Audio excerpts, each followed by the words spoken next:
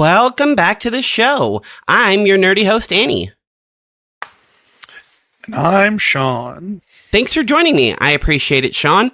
Whether you're a filthy casual, a hardened pro, or a mobile gamer, join us as we rant, rave, and ramble about games that we like, and occasionally games that we don't like. But as always, we're here to ask the question, what's this game? Halo Campaign Evolved.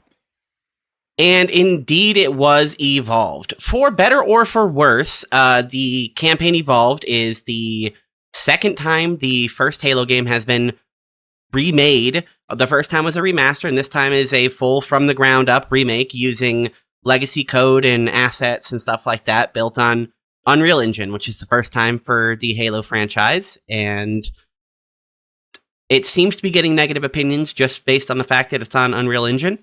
But I would encourage anyone to hold that opinion until you actually play the game, especially if you're a fan of Halo.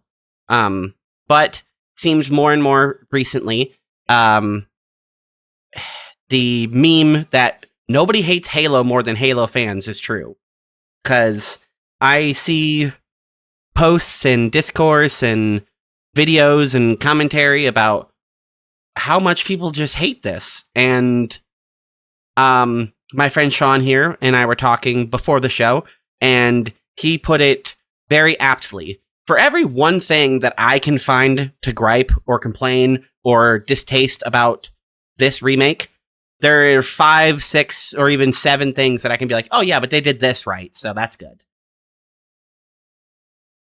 Halo is a first-person shooter. If you don't know that by now, it's incredible that you are even considering yourself a gamer, and watching 31 episodes of this show, even more confusing. So, it is what a lot of people call a boomer shooter. It is, in multiplayer, a arena style like Quake, but in campaign, it's mostly hallways and big open rooms, fighting aliens and trying to stop the aliens from activating a super weapon. So, that's pretty much the story, and we'll get into it. So, thank you so much for joining me, Sean. I appreciate it. Glad to be here. Going into it, what were your expectations for this game? I would say that I attempted to have no expectations. I'm pretty well versed in the Halo franchise, so I had an idea of what to expect at a base level. But I think part of me wanted to be surprised, and I would say they achieved that. I tried to do the same thing. I tried to go in with very little to no expectations. I tried to avoid all official promo material. I definitely avoided comments on the promo material. Something I was hesitant of before it even came out was the updates to Cortana. And that is a big piece of discourse that you will see a lot of people have, is they do not like the new model of Cortana. And for better or for worse, I can agree with them. I don't necessarily like a part of the model. It's mostly the mouth. It's like it's from the bridge of the nose down to the end of the jaw. Basically, that's it. If they could like fix like just the size of the jaw, I don't know. I don't know specifically what the problem is, but I think it's uncanny. The mouth is too powerful. It moves too much. It's distracting, is I believe the word you used. Yes. I found it slightly off-putting that her mouth moves too much. I don't know anyone in my day-to-day life that is that animated with their face. Unless they're on TikTok or something. Yeah, absolutely. I think Jen Taylor, of course, did another phenomenal job reprising her role as Cortana, and I really appreciate that it's a reprisal. There is a shit ton of just reused MP3 files in the game because, I mean, we're not going to pay every single actor to come back in and revoice every line. So, Fohammer, for example, the Pelican pilot that helps you get to and from missions and drops you off equipment, she is literally just MP3s from the original game. Like, you can hear the radio static cut in and cut out exactly the same way. And I kind of appreciate that. But for the big main characters, Captain Keyes, Johnson, Master Chief, and Cortana, and 343. All of them come and reprise roles. Now, Johnson's not the original voice actor, but I personally think the new guy did a great job. I would agree. I know that there were some people that were upset about it, but the original voice actor retired, and there's really nothing that can be done about that. So I think that the new talent came in and did an excellent job. Unless you're going to offer him so much money that he can't say no, but that money is better used anywhere else, I think. I agree.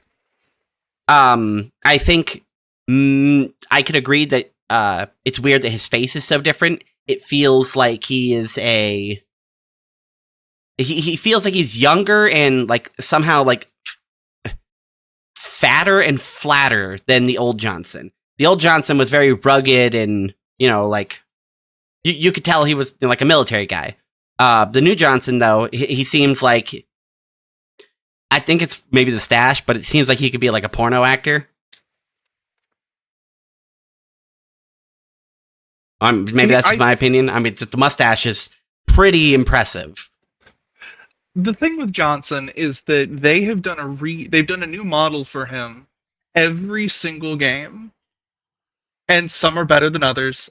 I would say that the new one is far and away better than the original Halo 1 remake. I don't know what they did with that one, but if you were to go back and say look at Johnson in Halo 2 compared to how he looked from the original Halo CE or Halo 3, they're so different from each other. So it's almost expected that Johnson's going to be a whole new guy every single game. The personality stays the same, and that's what's important. Yeah, that's the important thing. I think they wrote the new Johnson just perfectly. I don't feel like he was out of place. I don't feel like he was too quirky or snarky or quippy. He, in the prequel missions, which were added to Campaign Evolved, you do with Johnson, and I really like the banter back and forth between him and Chief, especially at the very beginning of the mission. I mean, he knows what the ladies like. That's Johnson through and through. I don't think Chief is a lady, unless you go off that one Halo video. I guess what I'm getting at there is you're talking about in the prequel missions. Mm-hmm. I feel that the writing team got his dialogue on point. The jokes that he makes, they don't seem out of character. They seem to fit with the existing personality that he was given. And when you have a whole new writing crew, which I would expect that the vast majority of the writing crew, if not the entire writing crew, is new, the ability to capture that essence in that character all of these years is impressive, and it avoids any kind of dissonance. Do you still feel that way with the now canonization that Chief knows about Johnson being a Spartan? I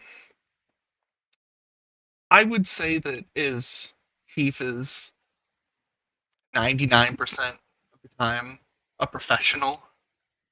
I don't think that changed much. I'll be honest, I don't really know. I don't think it really matters. Like,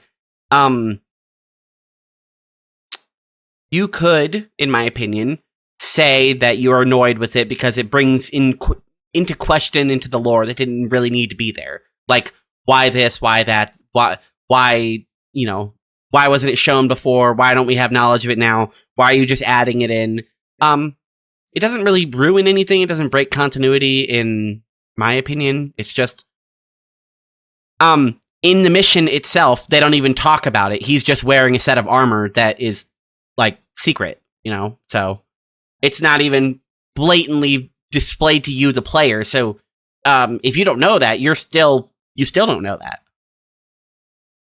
That armor is, to me, something special. I had to bring it up to my wife the whole time I was playing it.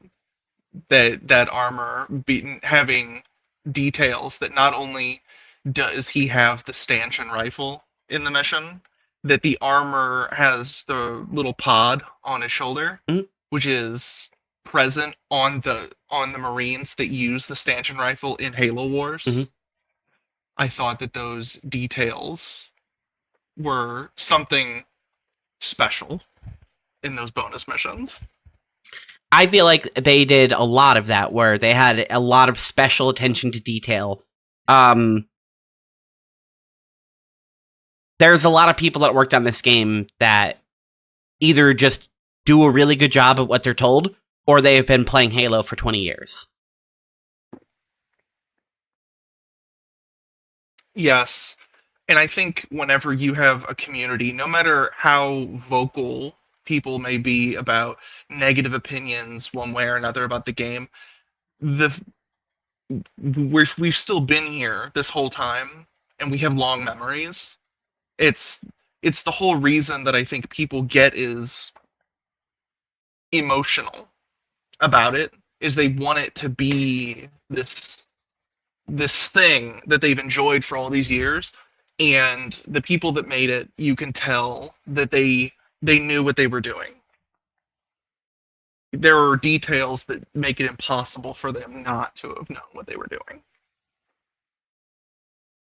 And the small details that they omitted or left out or whatever, I don't believe was incompetency or them not knowing or being a mistake. Like, in almost every iteration of the Mark IV armor, the 117 is plain bare right on the chest, so you can tell that one's Chief, you know. The Mark V doesn't have that except for in a couple iterations. The Mark VI sometimes has it, and then the Infinite armor has it. So it's inconsistent on whether Chief has the 117 at all, and just because the Mark IV suddenly doesn't have it, I don't think is a problem. I personally wish the 117 was always there. I think it looks good, but you don't really need a serial number on your Spartans. I mean, you don't. I don't think anyone in the Halo universe is mistaking who Chief is. They have a pretty good idea who he is when he's around. He's like the one Spartan that doesn't customize his armor at all. Except for in Halo 4, where Cortana completely gave him a weird custom suit of armor. But that wasn't him. He was asleep. Right, yeah, right, sure. So the prequel missions open up, and you and Johnson fly in on a Spirit that you evidently hijacked en route to this. I don't even know what class of Covenant ship it is. It's like a unique one. At this Covenant base, it's a space station basically.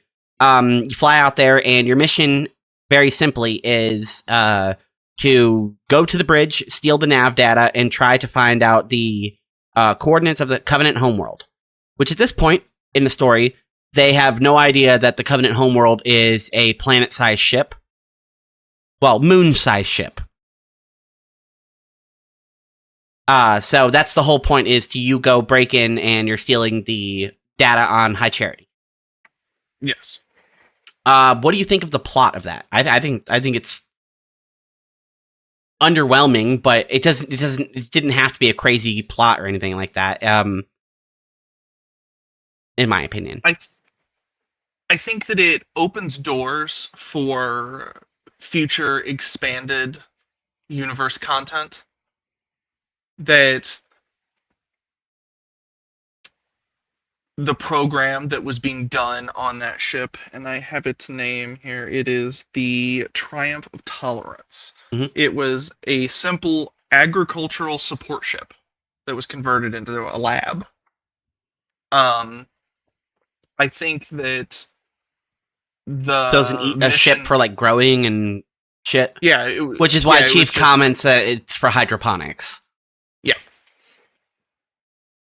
I think that the legacy that those missions will leave behind is expanded universe, just opening more doors for more stories, and I'm always down for that. I also appreciate that they introduced it in this instead of like a comic or a something like that, because it's so easy for a majority of just casual or regular or even like intermittent fans of Halo who've played every game to just be like, well, I'm not going to go read a fucking book. Who cares? Okay, I guess this guy's from the books. Whatever. That's where he came from. I don't care. He's in the game now. Let's play the game. I really appreciate that the new villain, Harmony, a new prophet, is introduced in this, and I appreciate the fact that they can either now put him in expanded content, like you said, or if or when Halo 7 comes out, he can be a part of that, because Harmony is working on his, I guess, ship. I mean, it can move, so I'm just going to call it a ship.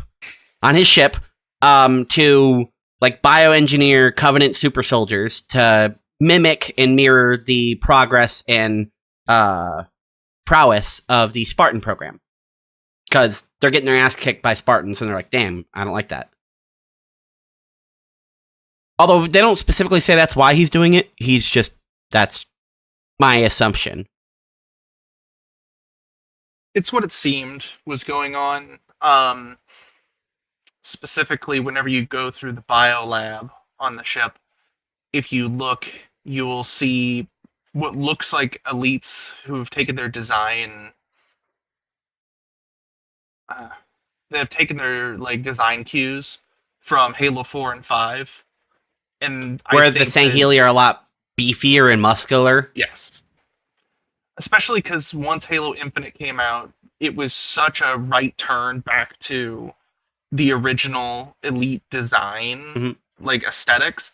I think that they may be, instead of trying to write off what happened in those games, instead of writing off the backpedaling, they're going to be like, okay, there's just two different elites now. Yeah, and again, I'm down for that. I mean, yeah, I mean, if you come up with the more enemy variation is great. Like, I don't remember anyone complaining that the skirmishers and the jackals were in the same game. Yeah. I agree. The jackals, they came up with a good enough reason of why the skirmishers exist, so they don't feel out of place. You could put them in a game, and I can understand why they're there.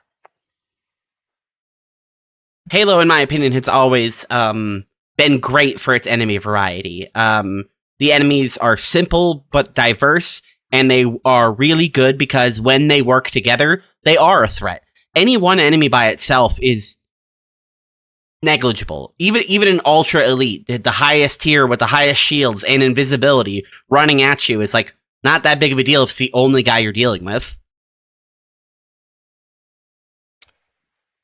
I can agree, and I think anyone that ever played one of the night firefight missions in ODST will agree with you.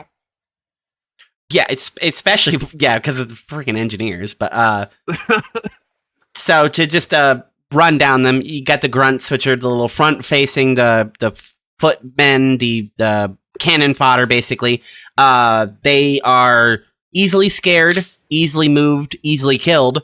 But whenever they group up, they get confidence, and they're willing to die for their other enemies and suicide bomb and chuck more grenades than you know what to do with. So they can easily be knocked out with one punch or shoot them in the head. But if they're backed up by a couple of jackals, or which are guys with shields, and they're elites, which are basically the counterparts to you, you got a whole band of enemies that you have to deal with in whatever your player order is. I personally always deal with the grunts first, because you can usually one-shot them. So why waste time? Just kill all of those so they don't throw grenades at me. Jackals don't throw grenades at me, so unless they're charging at me, I don't usually have to deal with them right away. And then elites, you deal with them as soon as you can, because otherwise they're going to use their quite impressive array of tactics to either outmaneuver you or outgun you. But they are also, depending on the elites, depending on the situation, can also be cowards. You'll go to shoot them, and you'll break their shield, and they'll be like, nope, I'm running. And they'll literally leave the room and recharge their shields, wait for you to come get them. I mean, to be fair, I would probably do the same. I love the enemy AI, and I have always since Halo 1. There are very few games where I feel like the AI is as expansive and feels as dynamic. Elites act different when there's 4 of them together than if there's just 2 elites together. If there's one elite leading grunts, he's different than if he's just by himself. You know, there are different patterns they'll do. They'll, like, even if you reload a checkpoint, enemies won't walk out the door the same way every time. Sometimes the elite will come first. Sometimes he'll send the grunt first. Sometimes they'll wait for the door and then they'll come out all together. It is really nice that even after 25 years of playing Halo, they can still push your shit in if you make mistakes. Yes. Yes, they can. The mission starts pretty much you just clearing out the hangar bay. You're just navigating through where they keep the Banshees, the Spirits, the Sabers, and you go through more facilities, and then you come through the labs. I really do like the lab area. I feel like they could have done more instead of just having like holding cells. I'm sure it was like holograms of schematics and stuff like that. I think they could have done more set dressing there.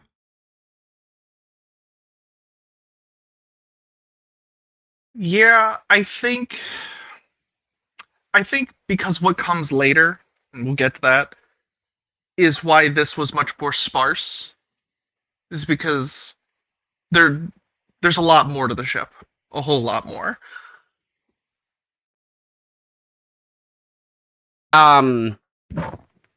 Do you meet Harmony in the first mission or the second one? I think it's the end of the first mission, right? Yes, it's at the very end of the first mission. Yeah, so you push through and you complete this first prequel mission, and it ends with a cutscene of you and Johnson fighting off a small wave of enemies, which, upon watching the cutscene again, is... it doesn't look good. Johnson and Chief aren't fighting good, and the elites and the grunts are all just standing there, like, jiggling around. They're not taking cover or dodging or doing anything that they would in game. And then, before anyone can kill anyone, Harmony rolls up and is like, hey, stop fighting. If you would have told me you were going to show up, I would have given you a tour. Which I kind of like, that this hierarch isn't much different than the others in his superiority complex. He talks very much like Truth or Regret or Mercy. Yeah, I feel that there are moments, and this is one of them, where it's a little more video gamey than others. That this is, we're going to introduce a character, and it's a lot of tell, don't show in this, but I think because of what it sets up immediately after the cutscene, that I was able to just kind of move past it. It wasn't great, and I'm not going to defend. And what do you mean by that? What do you mean by what it sets up? So at the very end of his speech, whenever he shows you the glowing orange device that he puts in the brute's chest to kind of set up the mechanic that goes forward through the last phase of this mission.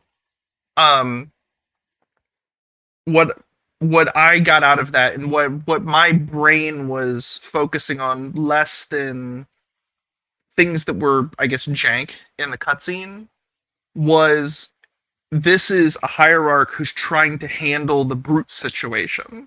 So instead of handling it how you see it in Halo 2, he's trying to handle it through technology. Or how they handle it with the Banished, and then just keep shipping them off to prison colonies. It's interesting how this is a plot thread that continues to weave its way through the games, that the brutes just cannot be handled, and they're forever trying to handle them. The only ones that can handle the brutes are themselves. Yes. You just need to leave them alone. Or, if Halo 2 is anything to go off of, give them fancy hats.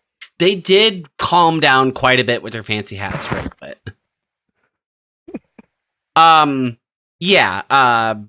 So what I got from that is the device is like a rage dampener. It's supposed to make them more like elites in combat until they get rage mode. Now, I did wonder in that, because of the mechanic of shooting it to make them rage, if you're accidentally reversing the effect. So instead of making them docile, if you're actually inducing rage, which would be interesting in how that device could be utilized. Because I know that the brutes in Halo 2, that's just what they do naturally. You shoot them enough and they rage. Or if one of their allies dies and it pisses them off, yeah. Yeah. So I'm not sure where they're trying to go with that, but because brutes in 3 are completely different as well. They are very calm and meticulous, and not a lot of them berserk at all. Yeah. You have to like kill the chieftain or something. But yeah, I wonder where they're going to take this, because I can't imagine that this is the last time we're going to see this device.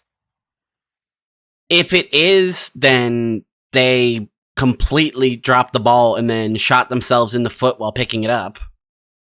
Yeah. Because I agree with you. This is the prequel missions might be like underwhelming, like as far as missions go. Like the first mission of the prequel missions is the weakest, and if you've played Truth and Reconciliation or played any of the fucking missions in any of the Halo games where you have to go through a Covenant ship, you've basically played the first mission. Boarding action, white coat of paint. It's just purple room, purple hallway, purple room, purple hallway. And that's fine if you like those mission types. I just don't love them. I like ones where I gotta like walk around and like I have choices of which direction to go and stuff like that. It was hyper linear in the first mission boarding action, so I didn't love it. I just liked what it set up. Going into the next mission, you get deeper into the ship, and they don't mention much of it, but there is a worm priest cult on the ship as well, and they have a awesome theming of gold, white, and like lavender and purple. Oh, well, it's like more like a violet, magenta, and purple. But either way, they have a great color scheme, and I hope to see more on them in the future because they just have cool style, and I like when Covenant have style. So they're called the Sacristine Order, this cult that you're talking about, and it made me wonder if the elite, cannot remember what their rank is, in Halo 2, the elites that have the big headdress, the big fancy one, not the honor guard dudes, but the ultras.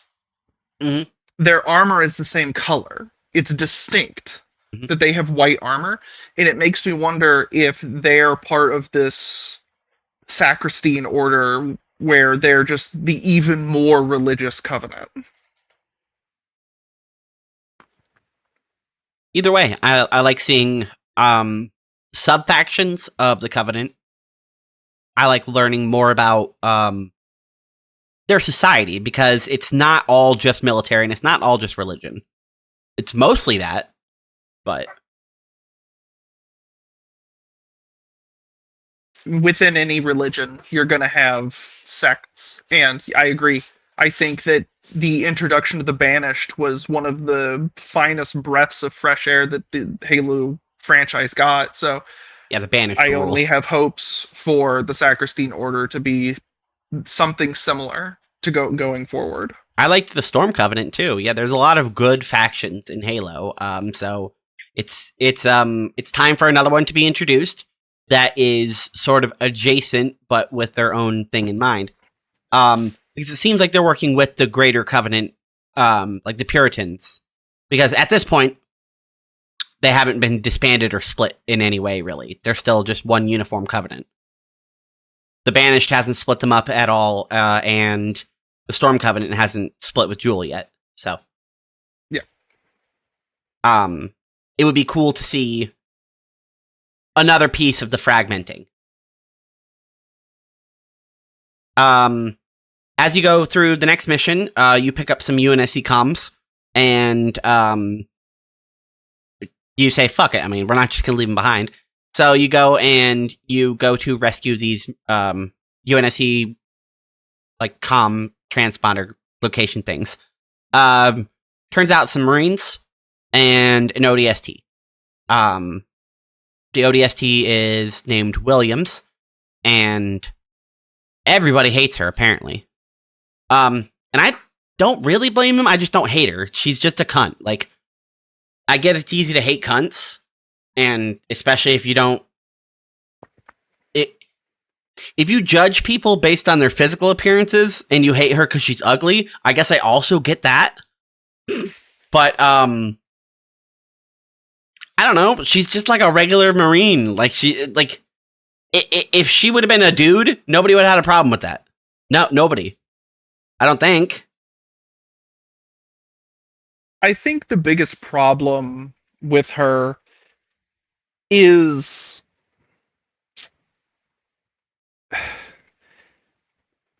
I think that when they were writing her character, they were so zeroed in on wanting this specific archetype of character that they forgot the greater story of the mission they were trying to tell. These are Marines who went into this knowing that they're on a suicide mission, and they should be carrying that weight through the mission, not, I guess, trying to get a chip off their shoulder about how they feel that they've been sidelined in the eyes of the media for the UNSC. That's a good point, because it's because she tries to make this a political thing when, I mean, sure, it could be and it might be, and it is in some way. But as you mentioned, yeah, you are on a suicide mission, and suddenly somebody has backed you up, and now you're just going to shit talk them because you don't like the fact that it happens to be one of the store-bought super soldiers? Feasibly, your suicide mission could have just become a I get to go home mission. If things didn't go the way they ended up going, yes, absolutely, yeah. It could have been, like, John's been in service enough at this point that people know the Master Chief. He gets shit done, and a lot less people die when he's around. I also, being a former service member myself, I find it weird in the mission that she's a lieutenant. She's in the Navy, which means that she's like a captain equivalent. Mm-hmm. She outranks everyone there. I get that John is supposed to be a legend. I mean, is he really even a legend at this point? Because this is pre-Halo 1. So yeah, he's a Spartan and all that, but I guess, he's not on that level of legend. No, you're right. She outranks them. So having this weird chip on her shoulder about him, if you don't like him, tell him, well, I'm in charge because I'm the ranking person here. And Chief would say, yes, ma'am. What do you want me to do? It's true. Johnson and a good example of this is in the same mission where twice Johnson is basically like, robot slave, go press button. Yes, sir. And you Spartans aren't meant to press buttons. Damn right we are. Did you play Halo 4? It just, it was uncanny for me just because of my background to be like, why are you not the one in charge right now? Like, you're the officer here. Everyone else is just enlisted. Yeah, it seems like Johnson's leading the mission up until he asks Chief, what do we do now?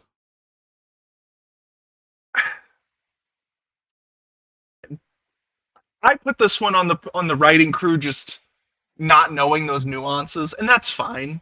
It's a small thing, but a nuance that they didn't necessarily miss, but it's sort of inaccurate, is the fact that she's an ODST and doesn't like Chief, because Chief has beef with some ODSTs. It seems, Well, Chief and you pointed doesn't have out beef it's with them. They have beef with him. yeah, okay, whatever. Yes, they have beef with him, but it gets conflated that everyone hates Chief and everyone hates, or all ODSTs hate Chief, and all Spartans and ODSTs have beef, which isn't the case because in Halo 2, you drop with ODSTs and then you do the whole mission basically with ODSTs if you don't let them die, and nobody says anything the entire time. Before we go too far down that road, because I have read a lot of people's arguments and a lot of people that want to argue about lore reasons of why she either should or shouldn't have beef with Chief. Though when you do play through the mission, her issue with Chief is not for Him. the issue. Yeah, it's not for the issue It's of... UNSC's propaganda. That's really the issue.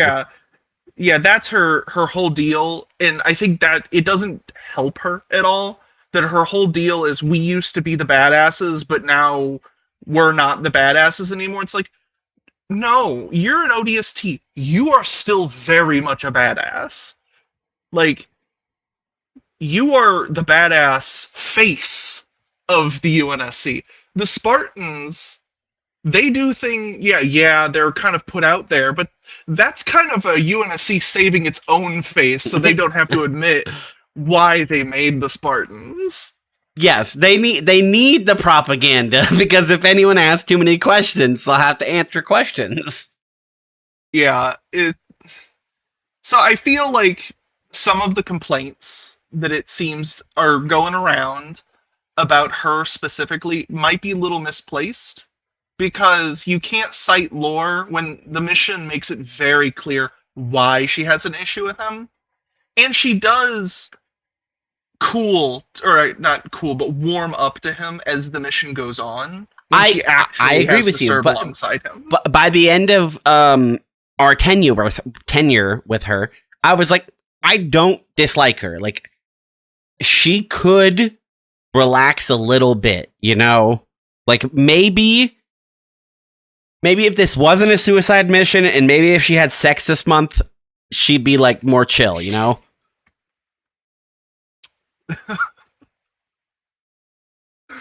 Well, unfortunately, she got put on a suicide mission. Well, yeah. So, yeah, you fight alongside with her, and, this mission is, I think, a lot better than the first one, because now you're outside in the, like, biodome. There's a hologram roof, there's, like, a Covenant eye watching you. You can see, like, the hexagon panels of the hologram sky. There's artificial environment and stuff like that. It is, in my opinion, one of my favorite Covenant sets, is this biodome area that you fight through. You had mentioned before that you like missions where you're given options of where to go. And there are moments in this mission that do that in a way that I really appreciate. There are other subtle storytelling moments in this mission that lead up to that I appreciate. Like, it's not the very first, but it's one of the earlier zones in the mission where there's a bunch of trees. Mm-hmm. It's actually the first time you meet the special elite in this mission, or he's there, is the sniper jackals in the trees. It felt like Halo 3 to me. It felt like an homage to Halo 3 Sierra 117. You saying that, the elite that shows up throughout the mission kind of reminded me, his whole deal, or his presence, reminded me of the brutes in Sierra 117, where you can save some Marines by killing them quick enough. Mm-hmm. Now, you don't get to kill him in that fashion, but it made me think of that, alongside the sniper jackals in the trees. It is a shame you don't really get closure on that guy. Because, like I said, Do you not? I thought. I'll have to replay. I'll have to replay it, but he escapes after all 3 encounters. So unless at the this is jumping ahead a little bit, but at the very last thing you do in the mission, after you kill the waves of enemies that come through the doors, a single final gold elite comes out. Okay, and that's him. Okay. And Johnson says that he's a high value target. I think that that's supposed to be that elite coming out at the very end.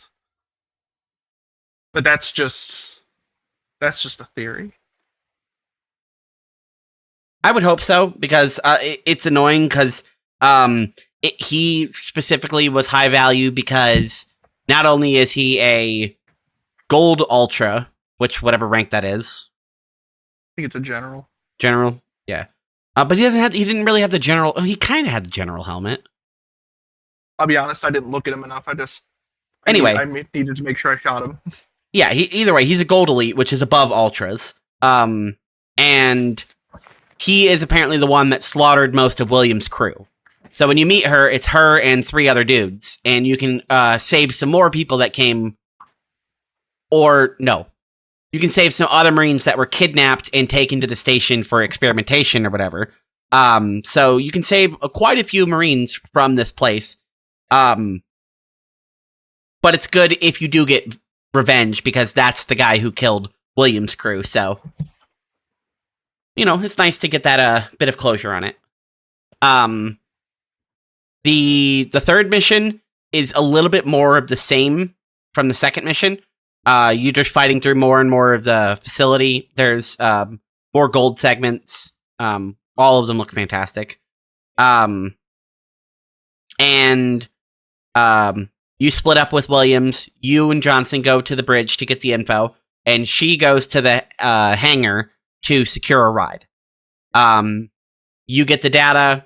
You head back to the hangar, and when you get there, Williams basically says, "Hey, I'm going to stay behind and drop the shield generator, so when reinforcements show up, we can blow the ship up, because we're not letting this research leave the station.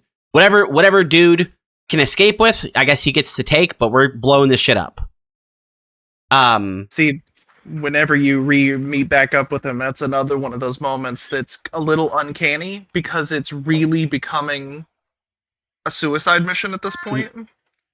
And that's whenever you show up and her and the Marines are all sitting on the pile of enemies, like they're trying to impress Chief. Which, yeah, if you don't like him, because I don't think you want to impress him, because that kind of defeats the argument that you're trying to make. Yeah, that's a really good observation. Didn't make that. Maybe it's just they wanted to sit down. I don't know. Yeah, it's a good point.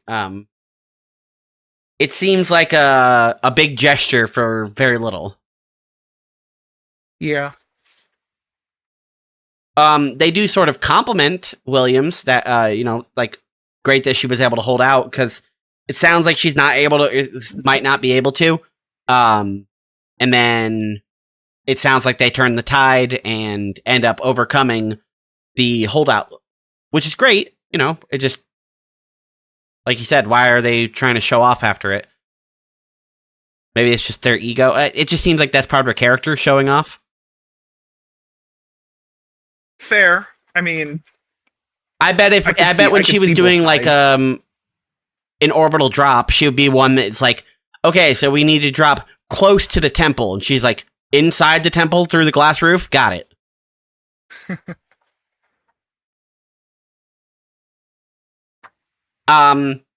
The conclusion of the mission is you and Johnson taking a Saber out and basically playing fighter cleanup, clearing the airspace, and disabling the long-range anti-ship guns, and I believe the comms, so they can't call for help. Yeah. And then after that, you call in a frigate, and it Mac cannons the ship and blows it up after Williams takes out the shield.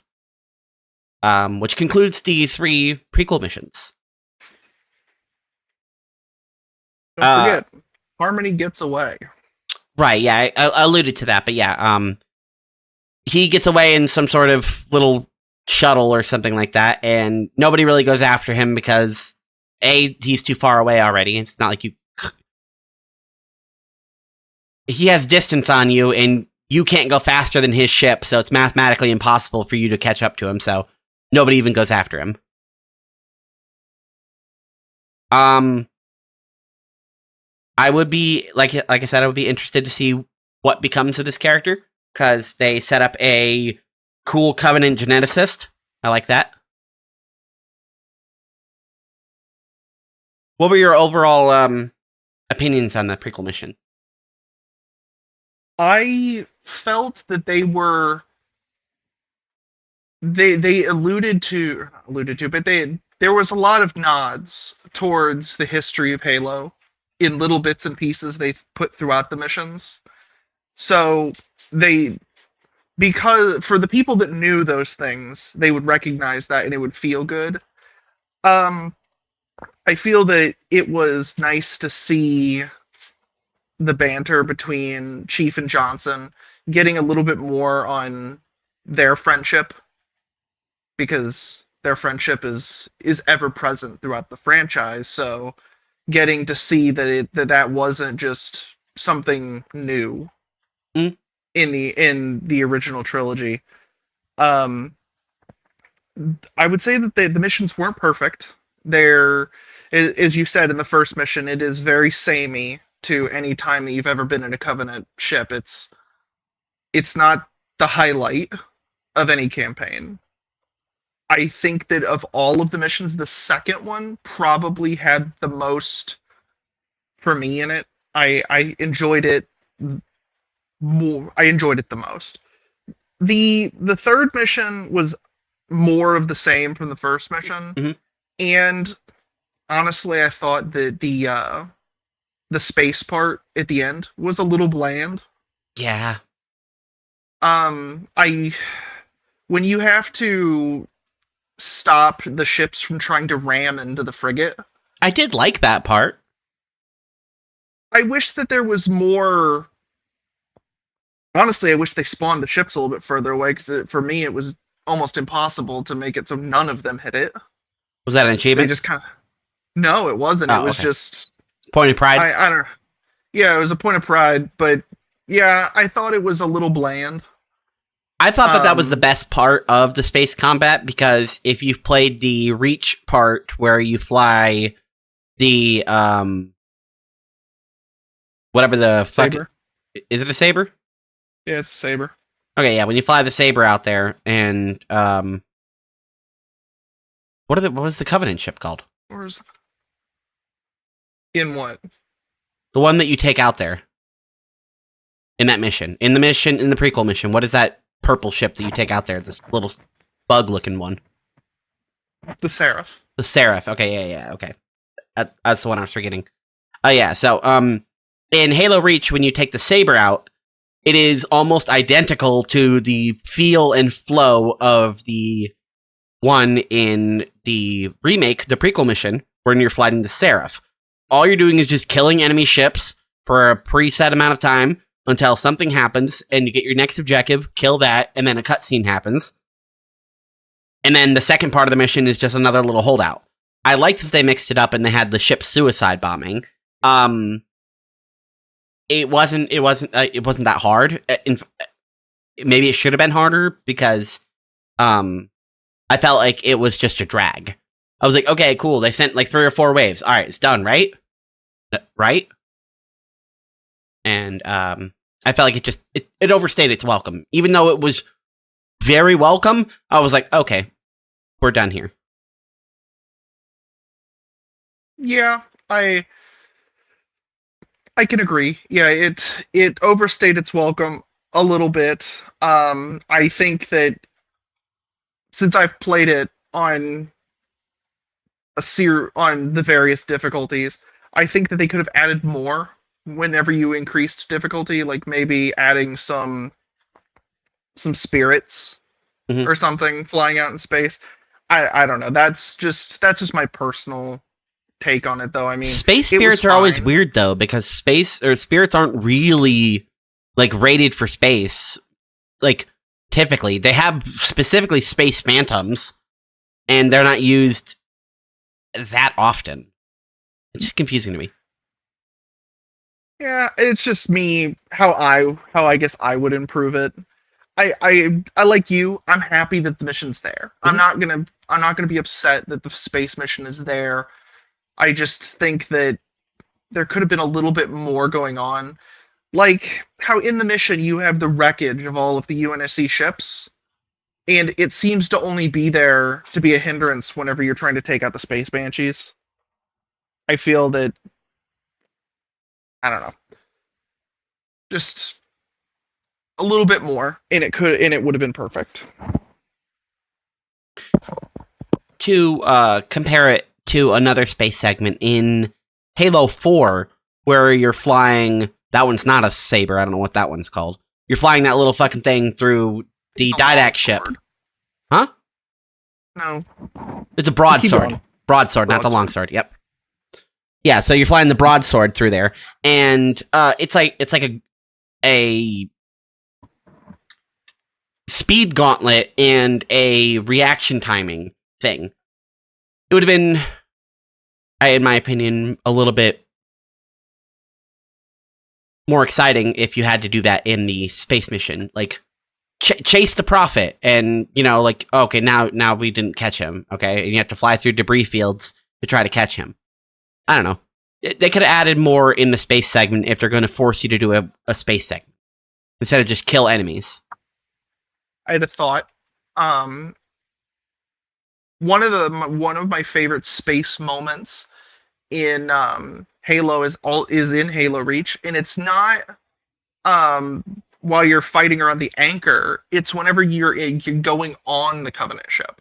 Oh, the Corvette, yeah. When you're taking out the defenses, and then you go into the hangar and do that.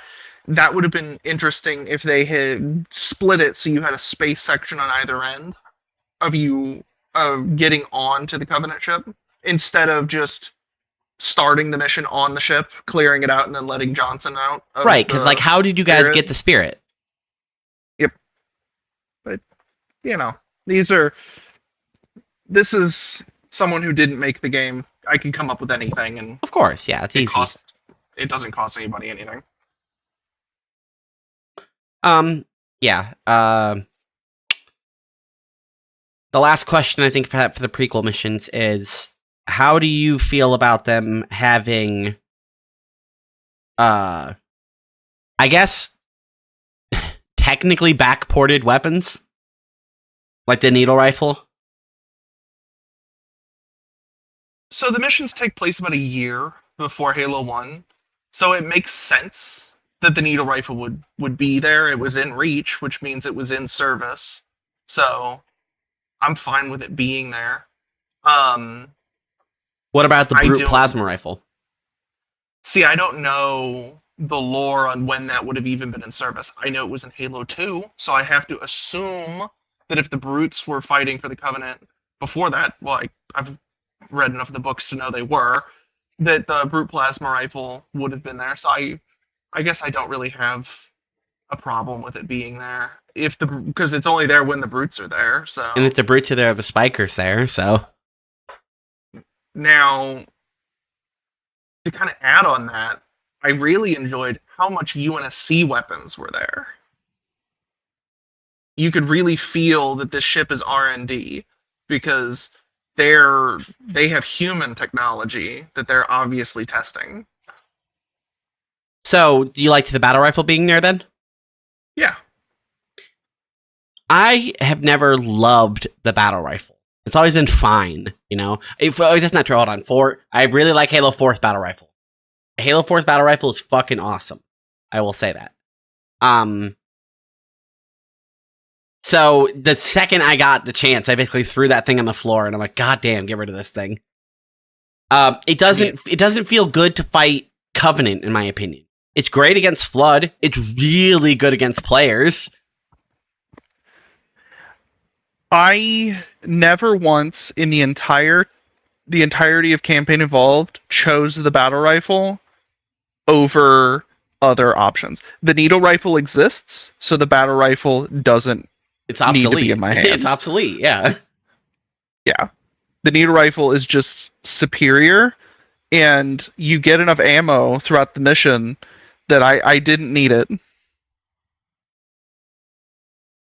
I was happy that it was there, but there were other options.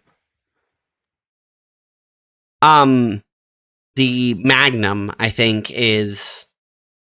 I think they did that perfect. I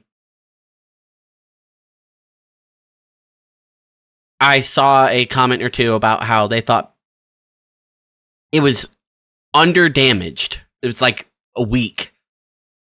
And I really don't understand how they could think that, or... I don't know, maybe I could go back and play Halo 1 and count how many bullets on Legendary it takes to kill a Gold Elite. But it feels really good in Campaign Evolved. I never feel like I'm running out of ammo with it. I don't feel like they are scarce on pickups. It is a jack of all trades. The only thing it's not good for is like killing Sentinels. That's really it. Yeah, but when the Sentinels show up, I have access to a shotgun, so it's okay. Yeah, at the point 343 starts, I basically have a shotgun in my hand all the way until the end of the game. Yep. But we'll get to that. We have opinions on that. Is there anything you want to touch on the prequel missions before we move on to the actual campaign? I don't think so. I think we covered it pretty thoroughly. So, campaign was terrible. Man, I fucking hate Halo 1. No, I'm just kidding.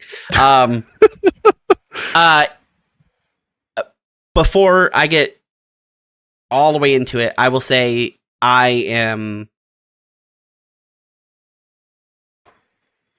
so thoroughly happy that it beat my expectation. We were talking a while back, and it's the first time either of us has actually wanted to play Halo 1 in at least 10 years. Yep. CE Anniversary came out, and we both beat it, and it was like, okay, that's cool, and now, Anyway, let's go back to Halo 2 or 3 or 4 or any of the other good ones. Every single aspect of the Halo 1 campaign that I didn't like is pretty much fixed, or at least addressed in the remake. The big thing that I appreciate is sprint, and I know so many Halo fans hate sprint, and I've never understood it. I've never understood it, and I never will. Because there were so many times while I was playing through the campaign that having sprint made everything feel better. I was able to, maybe I could have done the jumps without sprint, but being able to, run up something, sprint, and then crouch jump into something, and then immediately, get out of the crouch and then run into another crouch sprint jump, it feels good. The only thing it didn't have is sliding, and I'm fine with not having sliding. You don't need combat sliding, but just adding sprint made it feel so much more modern in a good way.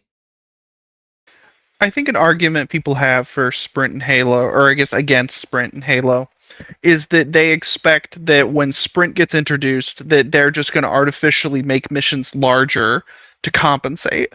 And the areas you want to sprint in Halo 1 don't have that problem. They're already big.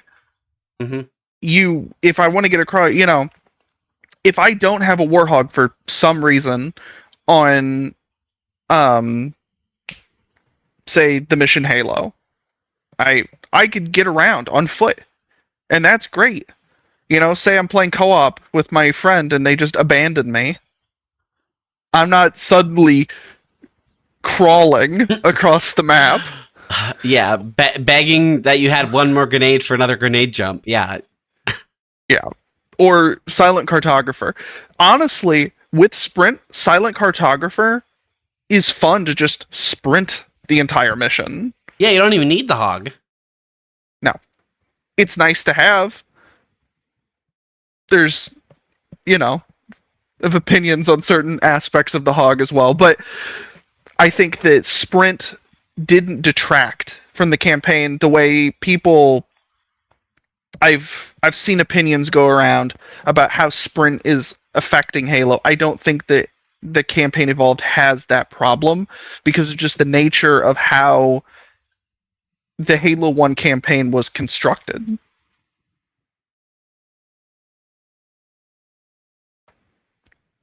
it's to the people who want to like argue it, it's not even that much faster than just walking anyway. So like, it feels good to do. It makes sense that you should be able to do it, in my opinion. So it feels good that you can just run a little bit faster.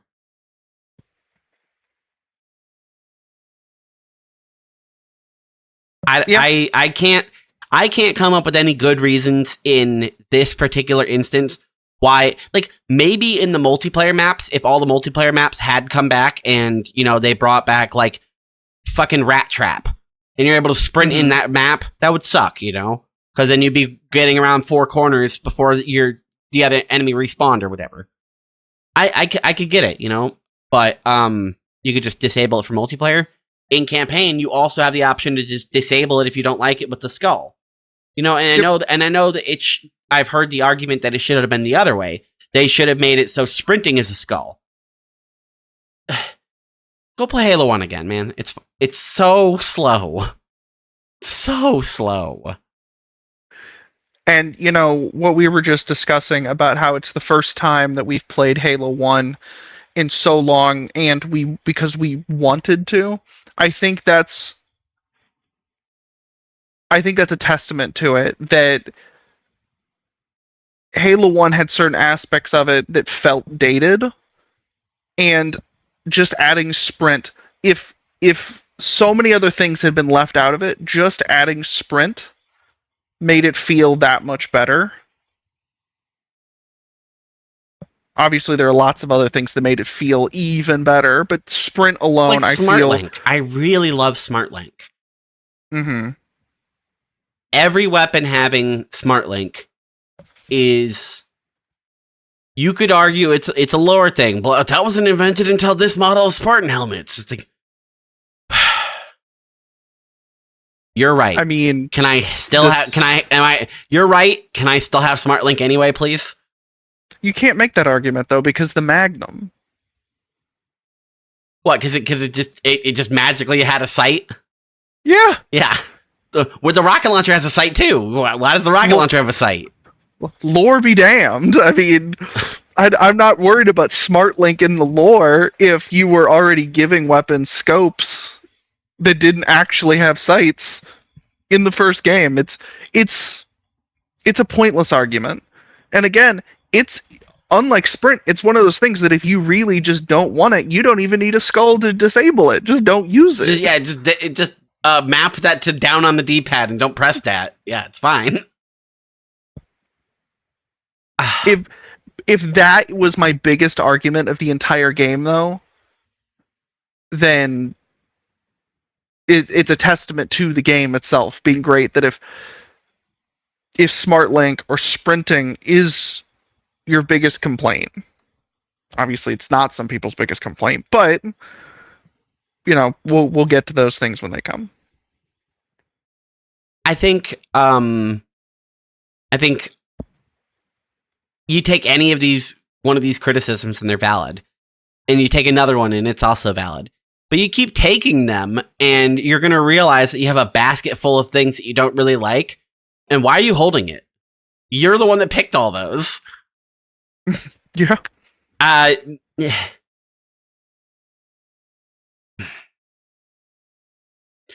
We'll go back to something I like. The intro cutscene is fucking awesome. The new intro to Pillar of Autumn is super good. I think the shots are really well. The graphics look really well. The coloring is really good. I really like the new voice actor for Keys. I think he kills it. It is a new guy, right? Sounds like a new guy.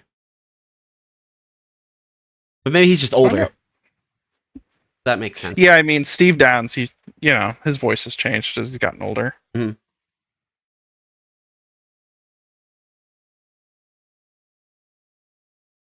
And the result is... The new voice actor for Captain Jacob Keyes is Keith Silverstein, who takes over the iconic role. It is, in fact, a new voice actor. Okay, I thought so. he does a great job. I love the new Keyes model. I like that he looks like he is not a frail old man. He looks like he's strong and rugged and had a long, illustrious career. I think they did the new Keyes model really good. I think they did Keyes in general really good. They fleshed him out in such a great way. When their game came out, he was literally just the captain of the ship, and that was about it. There wasn't any story to him. And then even one game later, there is all this extra stuff on him. So them backporting Miranda and Catherine into his life is awesome. I really appreciate that. After the cutscene and Chief gets woken up and heads to the bridge, the Covenant are attacking, and Chief gets woken up out of cryo sleep to defend the ship. So you head up to the bridge, and Captain Keyes tells you to take Cortana, the ship's AI, and get her off the ship. That's your objective. Defend the ship and get her off the ship. The best you can. The ship's going down, so it's sort of a war of attrition at this point. You're going to lose eventually, so just do the best. In the first game, when the cutscene concludes, Keyes hands Master Chief his pistol and says, "And I don't keep it loaded, son, so you're going to need to find ammo as you go." Which isn't true, because the gun does have one mag and a couple of extra mags, and you can instantly kill Keyes with the weapon he says isn't loaded. Not the point. He's going senile. he doesn't forgot to count bullets. He's like, I thought those magazines were empty. I'm sorry. I handed you 4 of those magazines. I handed you 4 magazines and all those bullets. I thought they were demilitarized. I don't know. This is a man that chews on, no, he doesn't chew on cigarettes. He holds a pipe in his mouth whenever he's on the bridge of the ship. He's quirky, okay? He forgot whether he had a mag. He was destined to have a negligent discharge. He forgot he had ammo in the gun. He's got a lot of other things to worry about today, okay? Yeah. So, he hands you his pistol, and you use it for the first mission and probably throw it away if you run out of ammo, or you lose it in the second mission. Well, technically probably not, because it might be on the floor on the crash site. Not the point. But it's just a regular gun. It's just Captain Keyes hands you a pistol, and that's it. In the remaster, it is Captain Keyes' personal pistol, but this time he's handing it to you, and it is unloaded. And he tells you, "Don't use this. When you get off the ship, please go give this to my daughter." Yep. Oh, right. You have a daughter. That's nice. In the second game, the ship commander that you deal with is Miranda Keyes, which is his daughter. So I would have to do a fact check, but I don't believe it was confirmed who her mother was at that point either. So they're backporting not only Halo 2 knowledge of his daughter existing, but backporting future expanded lore knowledge of Dr. Halsey being the mother. I don't believe that was made canon until the first Halo book, where you find out that they had a relationship. Okay, yeah. So it was definitely after Halo 1, before Halo 2 then. Yes. Okay. But yeah, so that is a big thing for him, because now he's no longer just a little one note. And we, the Halo fans, know that Chief is going to meet Miranda. So he's going to give her that pistol as long as he doesn't lose it or die.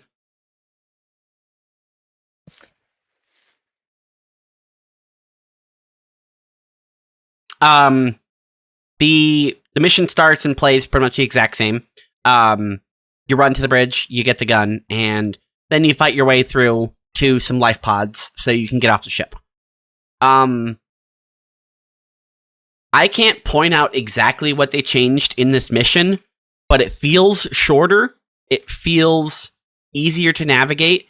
And specifically, one change that I do notice that I liked is that the corridors are not horrible to navigate, the little maintenance corridors. And one of the ones that you navigate later on isn't just one of those maintenance corridors.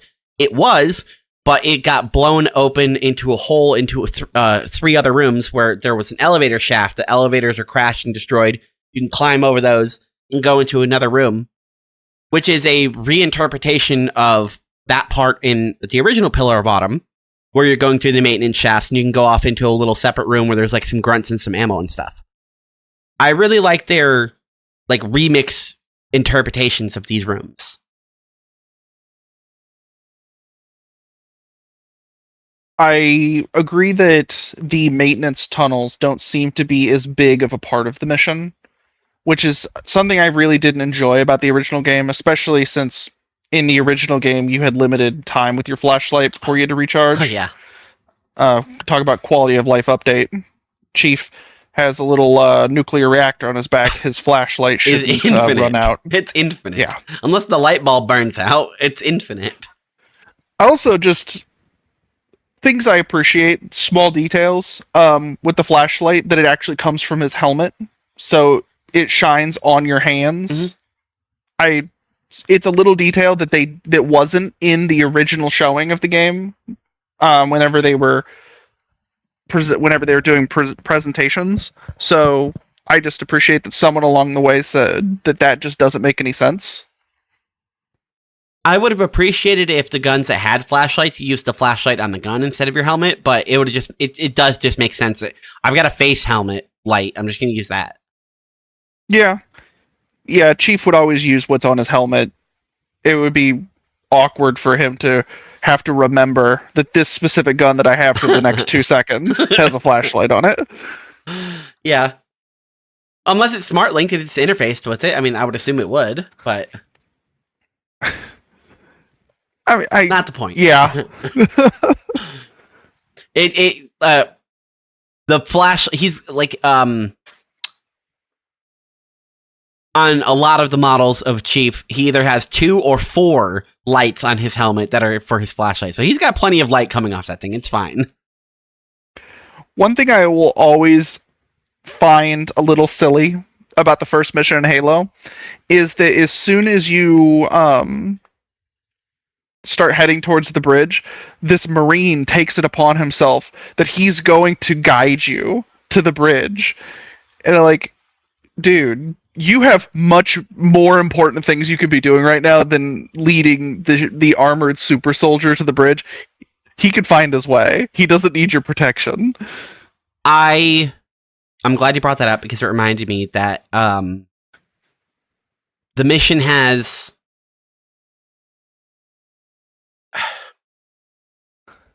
the first mission's unique in the fact that it also is sort of supposed to be the tutorial.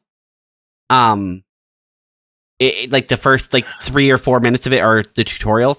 The first time I booted up the game and started it, I was fully expecting the tutorial part where you get out and you look at the lights and you get your shield booted up and you drop your shield and you go through the whole diagnostic and then you start running.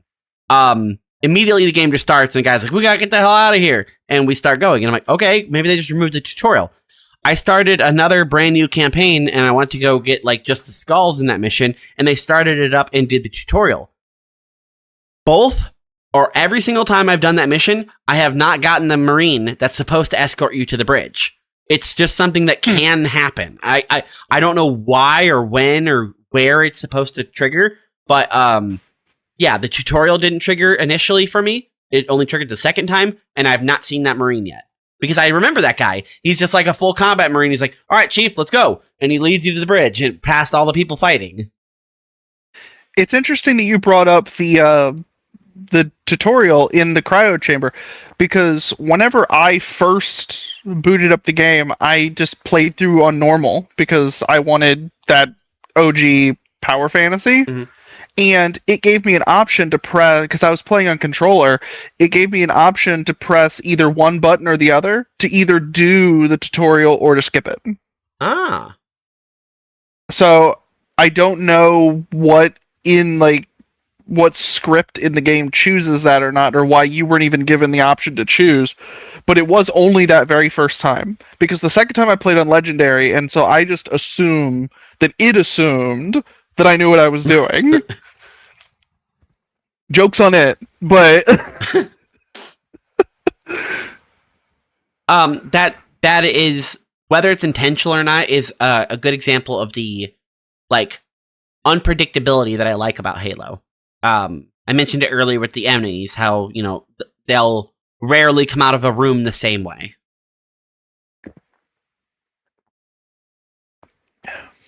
So you just have the possibility of certain things triggering, certain things don't. Especially with like secret dialogue triggers that you have to do like in certain order. A good one is an upcoming mission. You're supposed to go to the map room, and if you go straight to the map room, they lock it down. So you have to go unlock the map room in a different building. If you go to the different building first and unlock it, Cortana is all confused about what it is, what you're doing, and what it was for, and she's like, oh, that released a security lock somewhere else on the island, which is helpful for you later if you do that one first.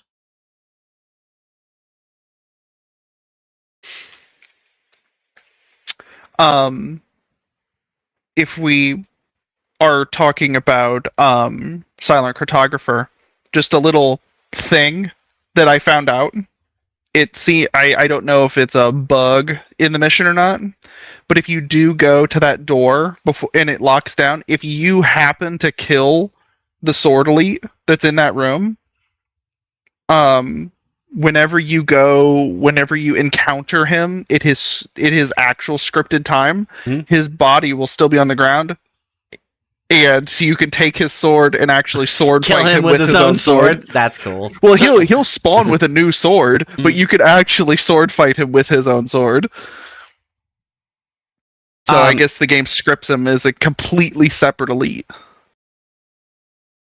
So, do you know if that was in the original game, where if you kill him, you could... Well, you couldn't take his sword, I guess, but can you kill him twice in the original game? I'm pretty sure you can. I don't know, but I can sure find out. I really, really appreciate that they went through the effort of making sure that some of those like glitches and like weird things were repeatable. Excuse me. Which, in some cases they had to. But like in Two Betrayals, the Banshees are indestructible because, well, in the first game, they were indestructible because those are the ones you have to get into to leave the mission. So they make them indestructible when they're not normally indestructible. But because it's a more updated modern physics engine, the vehicles are movable. So you can push the Banshees out of the hangar, both of them, and like effectively ruin your way to end the level, and they will just send infinite elites at you. So it's something they added that wasn't really in the original game, but would have been there if it would have been possible to push the Banshee off.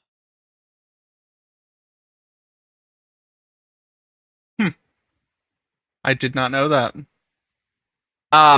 Something I want to try to do, because it wasn't doable in the original game, but it is now, is you can push Captain Keyes. Can you push him to the very end of Pillar of Autumn? Because if any time he dies by anything, Cortana blames you for it and will teleport you to the bridge. I don't think you can, because of the area where you first get grenades in the first mission. You have to jump over that barrier. Yeah, unless there's some other way around. Well, you'd have to be able to throw him in some form or fashion. He has a very small health bar, so you only get like one good smack with him.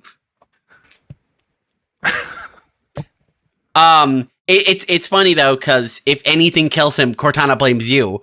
I was playing the remix campaign, and the first enemy in the game was some carrier forms.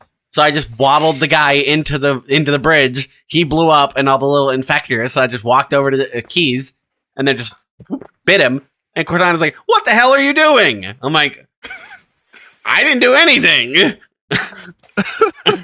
That was neglect, is all it was. I didn't commit any crime. Neglect.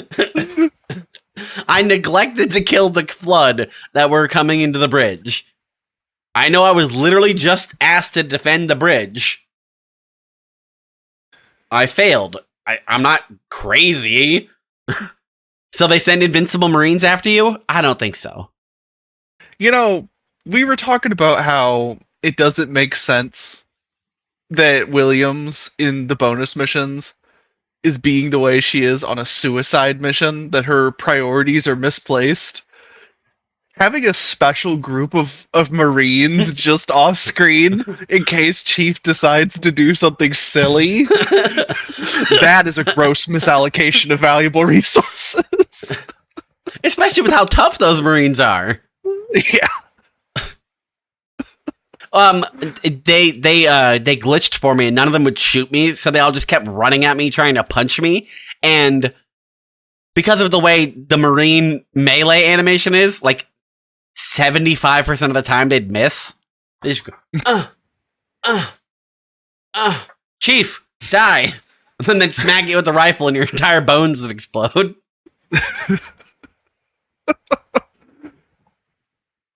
There is, I'm sure you know, there is an achievement for killing keys, getting them to spawn, and then corralling those invincible, unkillable Marines and putting them down into a hole where they can't get out. Yes, I have that achievement, and it was fun. That is the type of shit that whoever made that achievement is like, hey, I did this before. I want to make this an achievement. Yep. There's no way they just came up with that. They did that when they were young. They played on the bridge and they're like, oh shit, these guys are invincible. What if I like walk over here and like trick them and then punch them and push them down there? I love the physics on the Marines when you're doing that achievement, because you can punch them and like launch them across the room. Right, because they have invincibility. They can't get hurt, so you just put on cowbell and smack the shit out of them. Yeah, moments like that are, that kind of humor is what makes Halo special. I can remember from my earliest days playing that the grunts and their personality. Their personality, just them existing.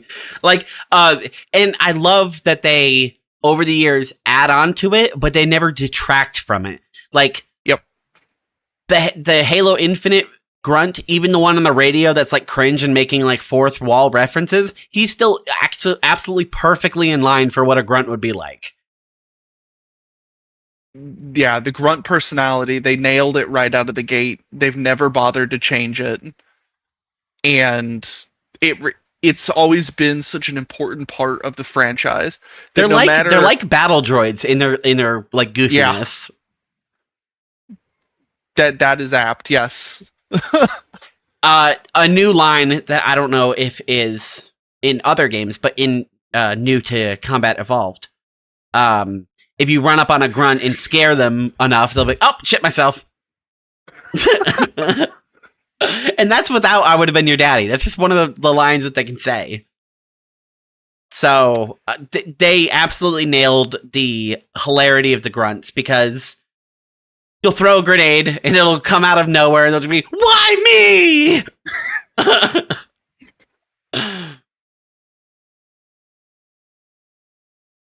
I appreciate that the elites are able to speak English, but they mostly don't. Mm-hmm. They even hit you with the classic wart, wart, wart. Yeah. I noticed that the first time I heard one of them speak English, I was like, oh, okay. Because again, the elites are another thing that they really just got them right out of the gate. Just throwing a grenade at the elites and is always just been something that is quintessentially Halo. A new line for them is, if you kill them, they'll occasionally be, forgive me. It's like, no, you suck at combat. You're not going to Valhalla. I've heard a line where you'll kill them and they'll make a reference to the Great Journey, like that they're going on the Great Journey. I enjoy it. Yeah, so they definitely didn't mess with any of the personalities of the enemies. They turned them up in this game. I feel like they are really good. The enemies are really fun to interact with. And they always have been, so if they would have fucked that up, it would have just ruined the whole game, so, glad they didn't.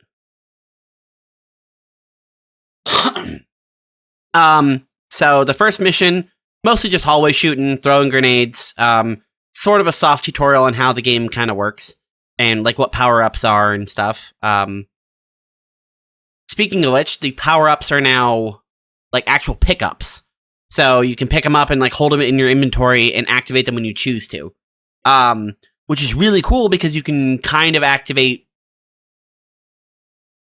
You can activate an overshield and then pick up an overshield, or you can cloak and then pick up an overshield and have an overshield while cloaked. It's really nice. I really appreciate their... The seamless switching from a power-up to an equipment is another really good quality of life feature. There were some times where I didn't even need them, and it was nice to just have the overshield in my pocket. And I would say that it doesn't break the canon, since this game takes place immediately after Halo Reach, and invisibility was an armor module in Halo Reach. And, I mean, Overshield wasn't quite the same, but I would say that armor lock is close enough to imply that these... The way I always explained Overshield is it's just an energy cell that supercharges your reactor to give you another layer of shield. But it's like a one-time thing. It doesn't regenerate that super shield. Yeah. So it makes sense to me now that it's a pickup. And, like, I don't know, usually it's on your butt here, so Chief just reaches around, smacks his ass, and then boop, I have an extra shield now. I'm not going to be able to unsee that.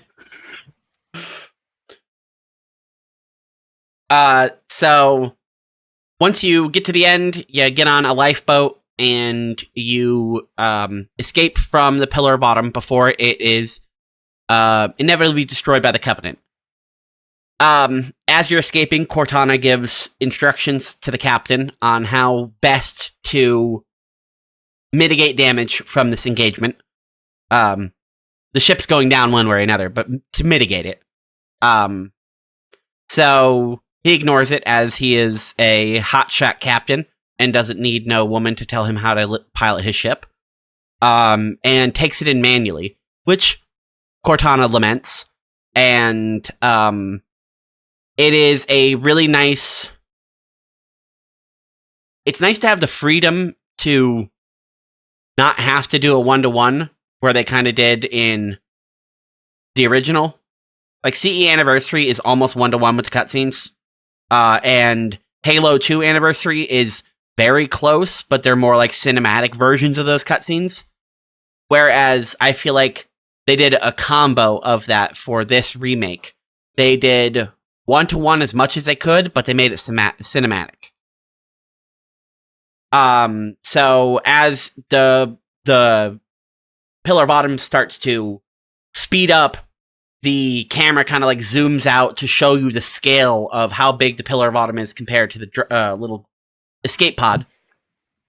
And you guys start flying down to the ring together, which I really appreciate because you didn't really get to experience that at all in the first game. The Pillar Bottom just kind of goes down when it goes down.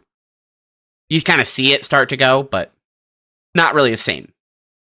You also see other drop pods, and they,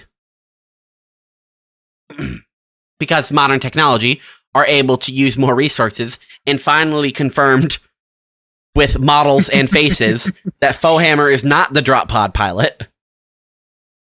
Because Foehammer is a proud black woman.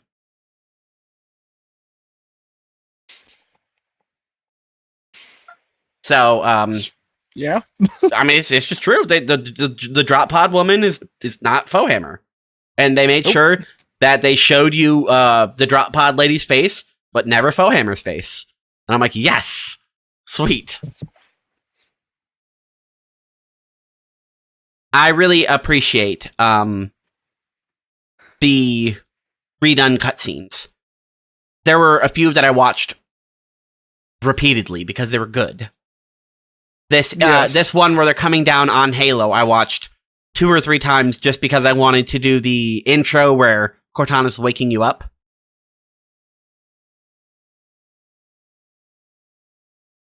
I like the changes to the cutscene. I really like that the Marines fly out the back. 100% confirmed. Chief did not pinball around on the inside of that drop pod and kill everybody. There was speculation because he didn't take a seat, but nope, he did not kill everyone. Maybe they should have stood up. Maybe they would have been fine. Probably not. He does have a super armor. And that gel layer, you know? It's a pretty good gel layer. There are times when something is remade, and I will use the Dead Space remake as an example, where you're going through something, and you're like, this looks good, but this is like how it looked when it came out in 2001, right? Just because of how, like, you're able to glaze your own memories of something. When I walked out of the drop pod and looked around to that, like, valley in the vista, I am blown away. I'm super happy that I have a computer that can run this at a high graphics and good frame rate. So, I'm just walking around looking at the grass, looking at the rocks, looking at the water, and the best part is the background that in both the original and in the remaster for the anniversary is just like a big plateau of nothing and garbage and just endless void. And they finally made it a beautiful, breathtaking vista when you look over the waterfall and it's just this endless green and water.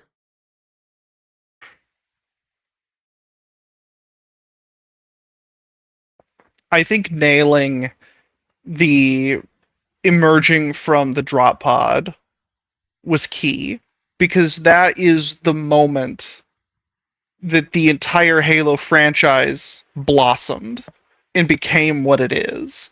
If you're going to get something right, it has to be that.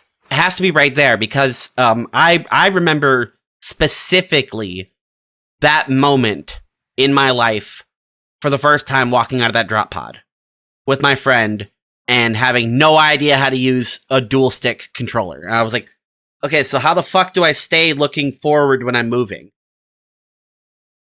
Well, you have to move both at the same time. How the fuck can I do that?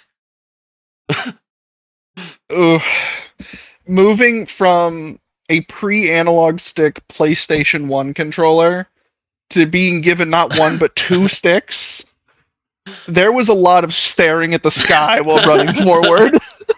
The Needler was everyone's best friend in that game when you first started, because goddamn, you know you couldn't aim, and that gun aimed for you, so you're good. Halo 1 truly taught me a lot about gaming. It unironically made me the gamer I am. It was like, oh, games aren't just like cutesy like Nintendo shit. Cool. I remember going home after playing it and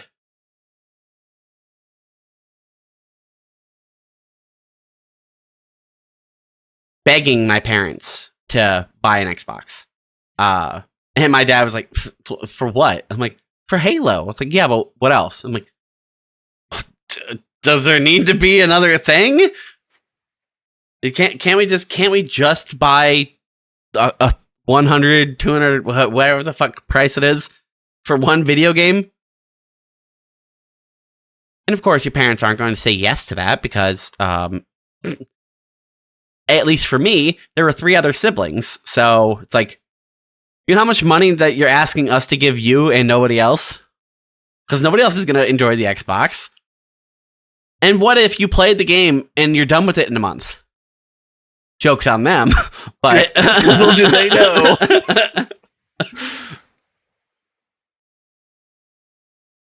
It was such a great game that anything else I played on the Xbox, I'm like, why don't I just play Halo? Why am I not just playing Halo? I mean, Turok was fine, but like... Nothing came close to the scope of ambition and flair that the first Halo had. At least anything I played around that time. I missed some games, so maybe I would have loved Final Fantasy, I don't know. But Oddworld Munch's Odyssey. I only played that through the demo on another disc. It's the only other game I can think of that was just like was really being talked about at the time.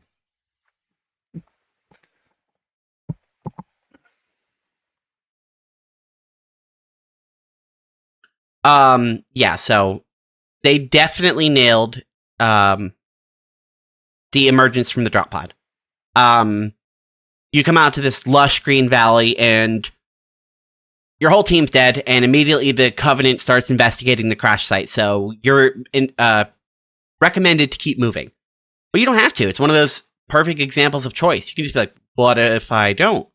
Well, then they're going to drop the drop pod on you, and not only are they going to start attacking you sooner, the Banshees are going to deploy faster and come right after you instead of just roaming around and mostly avoiding you. So you can kind of make the mission harder for yourself just by not following Cortana's advice. Not much harder, It's not like it becomes hard mode or anything. But yeah. It's a nice example of choice. After you come out of the first valley, you meet up with some other Marines that are fighting off, and you come to your first, which Halo likes to do, kind of like wave-style defenses.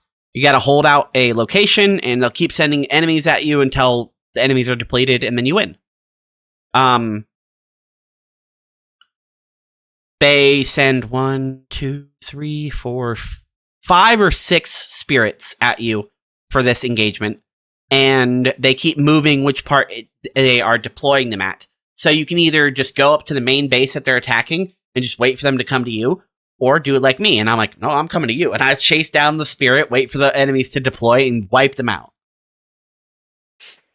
What's your style? Well, as a kid, it was kill all the Marines and move on. The moment I found out I could really speed this up. Yeah. Yeah, that's a good point. You do not need any of those Marines if you don't want them. You just kill them all, and then they'll be like, oh no, we're going to turn on you. Oh, well, they're all dead, so the next group of Marines doesn't know I executed all of these guys, so... Well, in this version of the game, I go to each spirit. I don't wait in the middle. But that's just because I have a better grasp of what I'm doing now, and the spirits, I think most of them, maybe it's only like the last 2 that actually have enemies at both sides. Yeah, mostly they just drop out of one. Yeah. It's kind of a non-issue. Another reason I like the Phantom better, it can drop from sides and the bottom. Thing I like about the Phantom is that you can shoot its gun off so you don't, get annihilated. Yeah, the Spirit auto gun is overpowered and indestructible. Yeah. But I like the tuning fork design better. I just think I always thought it looked cooler. It's so much more alien. Yep. Like, the Phantom is just your classic, like, bug-shaped UFO. It's stood the test of time, though.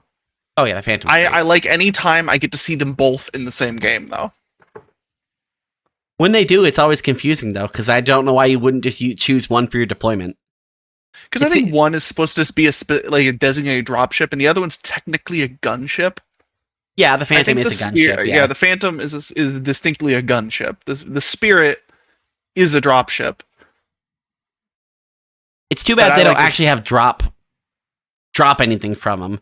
It would be nice if, since they're adding stuff from the future back into it, if they added Ranger Elites, ones with jetpacks. A thing I like about the Spirit better is whenever you see one coming in with a ghost or something on it, it makes sense that it's between the tuning forks. Mm-hmm. It's not just kind of underslung like it would be on the Pelican, but I think it's just a matter of personal taste. I think I agree. It also makes it easy immediately to tell which vehicle it is. Yeah. Because at least in Halo Reach, there was several vehicles that looked the same. Mm-hmm. You have the Ghost, the Revenant, and the Wraith, and they're all at the distance. There's like, oh, that's a purplish pink blob. Which one is that? Is it slightly pinker than the others? Please don't be a Revenant. It's a shame with the one-off vehicles. I'm excited for Halo 2's remake because we'll get the Spectre again. Yeah. I just hope that I guess while we're here, I hope that the Spectre will not have the same issue that the Warthog has in this game, where the gunner really wants to make sure every enemy's dead. They double tap, triple tap, quintuple tap. Yeah, they really need to tweak the enemy engagement just a little bit. He's already dead. It's good because I haven't experienced it all the time, but yeah, there are times where my Marines either won't engage or they won't stop engaging something. Particularly whenever you get the Scorpion tank in the campaign, you can load up your tank with 5 Marines, one on each corner and one in your gun seat. The gun seat guy doesn't do goddamn anything, and if you put sniper rifle guys and guys with assault rifles on there, they also don't do anything. I feel it has to be a tweak they can make on the back end. It shouldn't be difficult. I hope it's not difficult, because it's having Marines in your vehicle is one of those things that is, again, quintessentially Halo. The dialogue, even if they're not shooting anything, I want to hear Marines cheer me on whenever I go off a jump. Or freak the fuck out and ask me to calm the hell down. Yeah, I love the Marines in Halo. Again, just like the enemies. Across the entire franchise, the Marines hyping you up really reinforces the power fantasy. And it all goes back to Halo 1 of every time you jump the Warthog, like, the 2 voice actors were really just carrying it. Now, since we're on the Warthog, I don't love this Warthog. I don't dislike it. But there are better hogs in the franchise. I feel like it doesn't have any top speed. It's not fast at all. At least it doesn't feel like it. It feels like it loses acceleration on every turn, so you can't really turn unless you're drift turning. And when you drift turn, you can't really slide like you used to. It feels like the hog is heavier and slower. But on the contrast, it has an immaculate turning radius, and the brakes are better than they've ever been. So, it's weird that the hog changes every time. But I guess a lot of things change every time. It just... Yeah. I was hoping for more of the speed vehicle than the, Halo 5 beefy tank hog.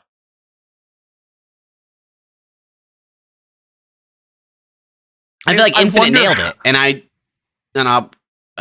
why didn't you just put the Infinite hog in there? I would say probably because there was a lot of negative outcry about things in Halo Infinite, and they may have overcorrected a little bit too much. I I feel like the development team at Halo Studios really wants a win, and so they're trying to do everything right, and that's just impossible. I think that for me, they did enough right for me personally to call this game a win, even if the Warthog just isn't it. Right. They're allowed to miss with some things. Like, the Ghost is perfect. The Ghost feels exactly like it did in Halo 1. The Banshee, I think, is one of the better Banshees ever in the franchise. The Banshee is so good in this new one. I love the way it handles. I love its speed. I love its maneuverability. And what I really like is that it's one of the first times that if you fly it right and at the right angle, you truly can just kind of hover strafe. You don't have to go forward or do like loops. You can just left and right jiggle and go down just a little bit over time. It is really, really satisfying every time you get to use the Banshee. I love that with the Banshee in this one, we're back to not having to switch firing modes. Yeah, right. It should just be an alt fire. Yep, it was a simple little thing that they went back to and made me happy. I agree with some of the takes I saw online that I would like them to go back to an older style, like visual style on the Banshee. I like when its wings were like twigs. There's just something about it. Okay. Halo Reach changed it in a big way, and they've kind of been riding that art style ever since. And I could see why people would like that, but I just like the OG Banshee from the first 3 Halo games. But again, personal taste. I think the Banshee looks good. I really enjoy how shiny the Covenant vehicles are. I wish they would outright say that it's the reason instead of just making me assume and hope. And it makes sense that there would be 2 different types of Banshees because you have one that can go out in space and one for in atmosphere. The one from 1, 2, and 3 is an in atmosphere model, and the one for Reach and up is more of a space able one because it has the full ceiling cockpit where your legs don't dangle out. Yep. But that is, I agree with you, kind of what I liked about that. The Banshee, it felt like I'm riding in a clam with wings that doesn't even really close. One of the things I always liked about the Banshee in the original Halo was the sound it made. It was almost TIE Fighter-esque. It screamed everywhere you went, which it's called the Banshee. It should. It should, yeah, it should. Instead, now it's like a noise. And those are fine noises, but it sounds more like a plasma engine instead of like that screaming noise, where it's like tearing through the air. It's just these little things that have been lost along the way, and I would like them back. It's the flavor that made the whole. And it's I don't know where it disappeared. I would have to go through the games and see when that changed. I imagine it was probably Halo Reach. Yeah. But I want my screaming Banshee back.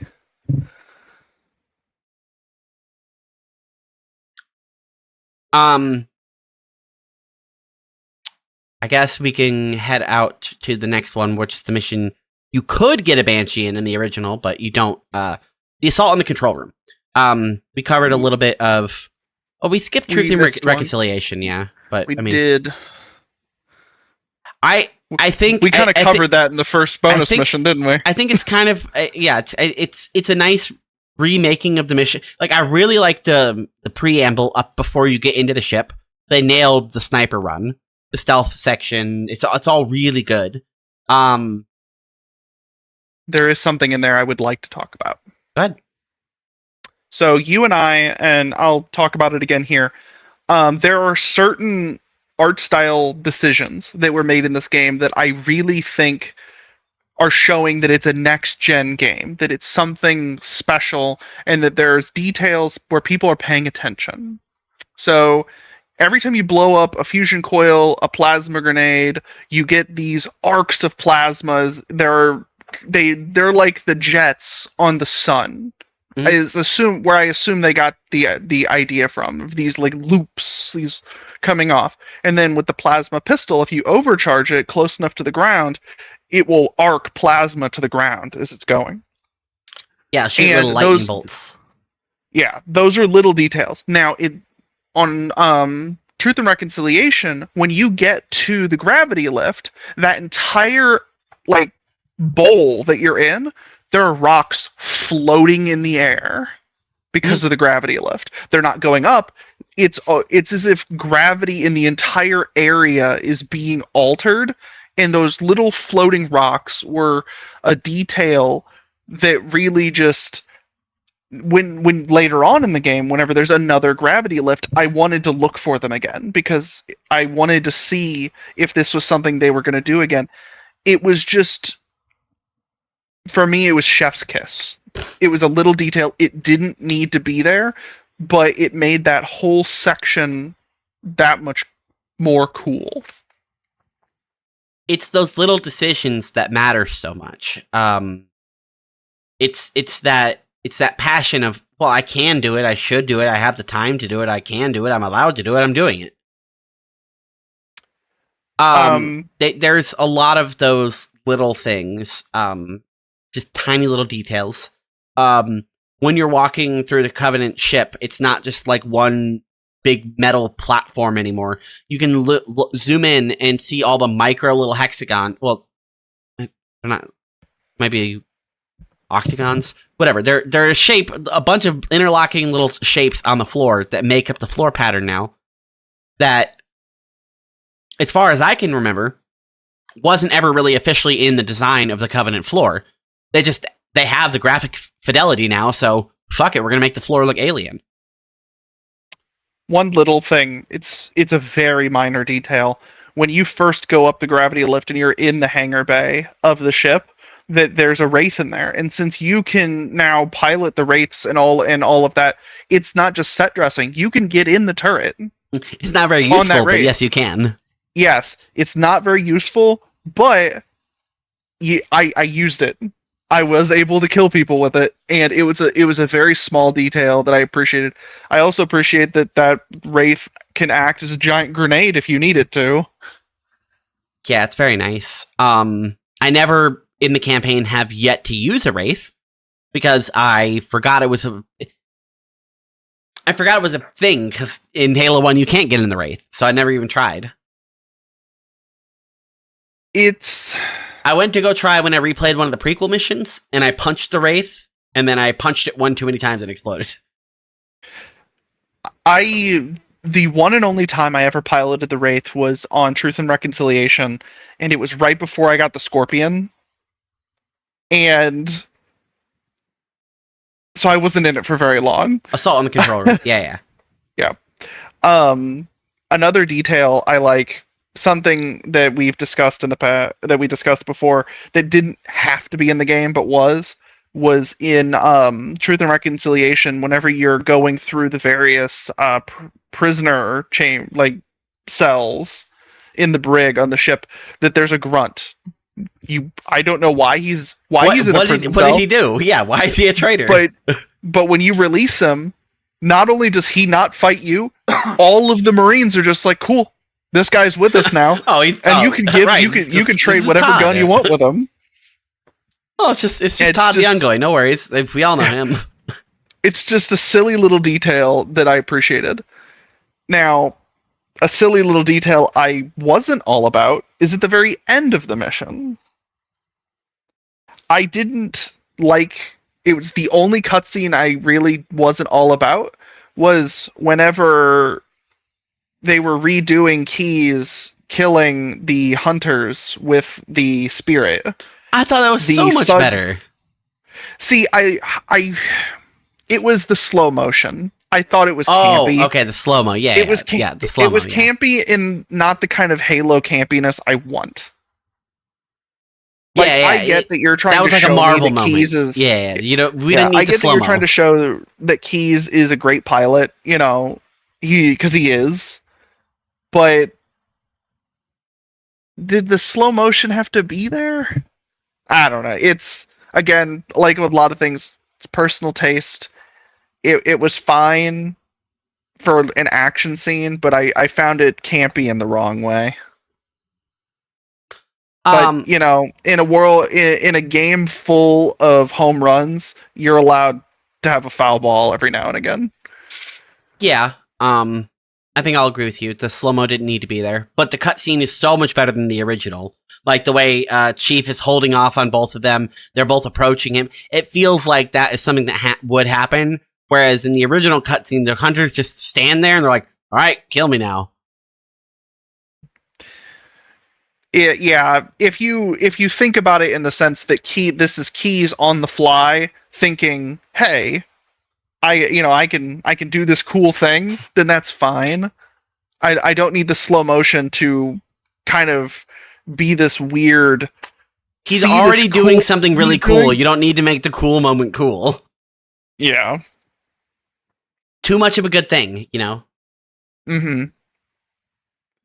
Yeah, so after you finish that mission, that's Silent Cartographer. Nice beach mission. It's actually, like,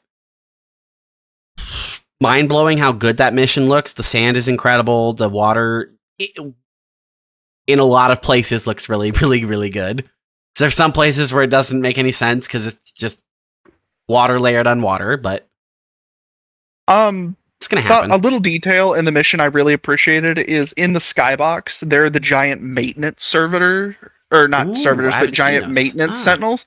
So if you look in the background, you'll see these giant constructs. And this is just me pulling from book knowledge, that they're just maintenance sentinels out there doing whatever. And it's a little detail that I appreciated. It made the skybox that much more interesting on a mission where the skybox is like everything. Yeah, considering you have nothing to look at besides sand and rocks, and then inside the Covenant or inside the Forerunner structure, yeah, it's very important to make that mission look good. And in a lot of promo material, that and the mission Halo are like the titular ones. Like, the amount of times I've seen the beach deployment in, like, promo, it's like a classic Halo moment where you storm the beach. Yep. I think the Silent Cartographer is the mission that changed the least, and I think that's a good thing, because that mission was basically perfect. It's short, it's sweet, it does exactly what you need and want it to do. And everyone knows what it is. Nobody needs any explanation of how to do that mission. It's pretty squared away. There's only 2 objectives you can do, and either order you do it in is fine. There's a better order, but any order is fine. Yep.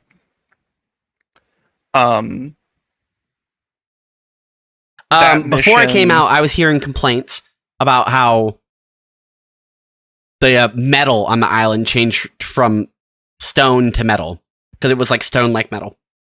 And a big one was at the end of the mission, you deploy inside the island, like a hatch opens up and you go into it. And in the original, it doesn't make sense how that hatch would open, and in the new one, it doesn't really make sense. You just have to kind of imagine that the Forerunner metal can bend in ways that don't look like they're joints. You know?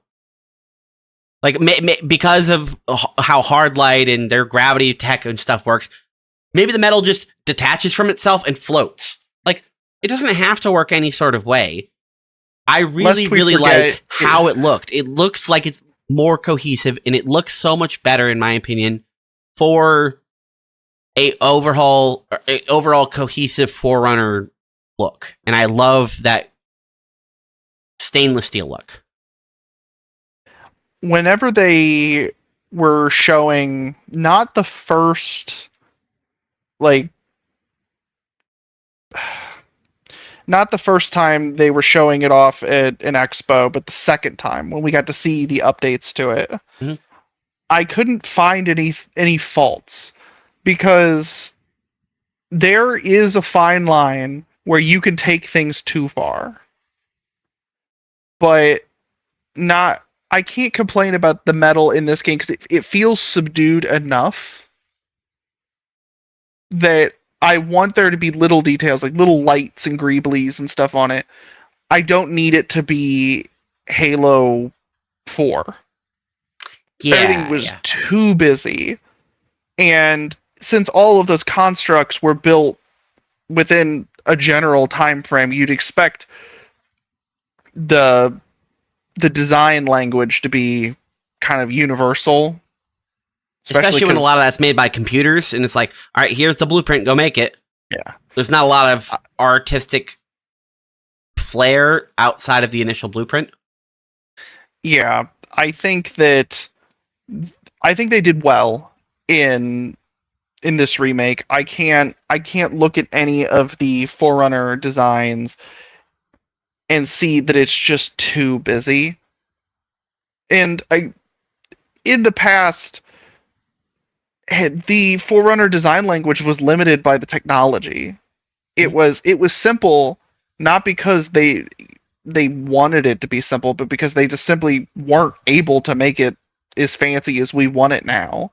I mean, I played games in that time frame. There's sometimes you got textures on a wall, and it was a flat wall with a texture, and you were lucky if that texture didn't randomly twitch constantly every time you looked around.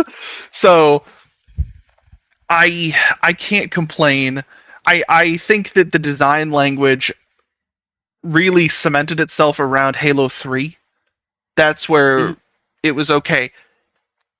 I want some detail, but it needs to mostly be just flat metal walls. And I feel that they've gone back to that. There was enough outcry in the last couple Halo games that they got the message. Yeah, even though I like Infinite's sort of Forerunner art direction, it was just too much of it all the time everywhere because of the nature of that ring. So it's nice. It's nice that this remade version of this ring has so much nature alongside the Forerunner tech. I really like the ring's new nature systems. It looks realistic, and if that's what you were wanting, perfect. Because back when trees were like flat brown textures with holes in it, I didn't love that. It's really nice that trees are bark now. Mm-hmm. But that's just me being like old-headed about it, you know. I try to just appreciate what we get when we get it, because you're never going to get what you used to get.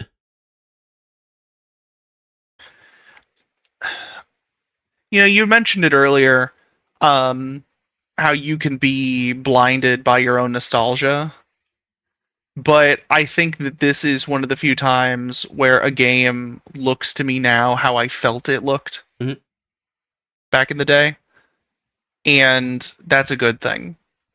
Because when they remade Halo 1 after Reach, when 343 first took it over, that was so far away. It was so cartoony. It was so bright, oversaturated. It wasn't bad. It was just so, whoa. I wasn't expecting all my shit to be lemon flavored.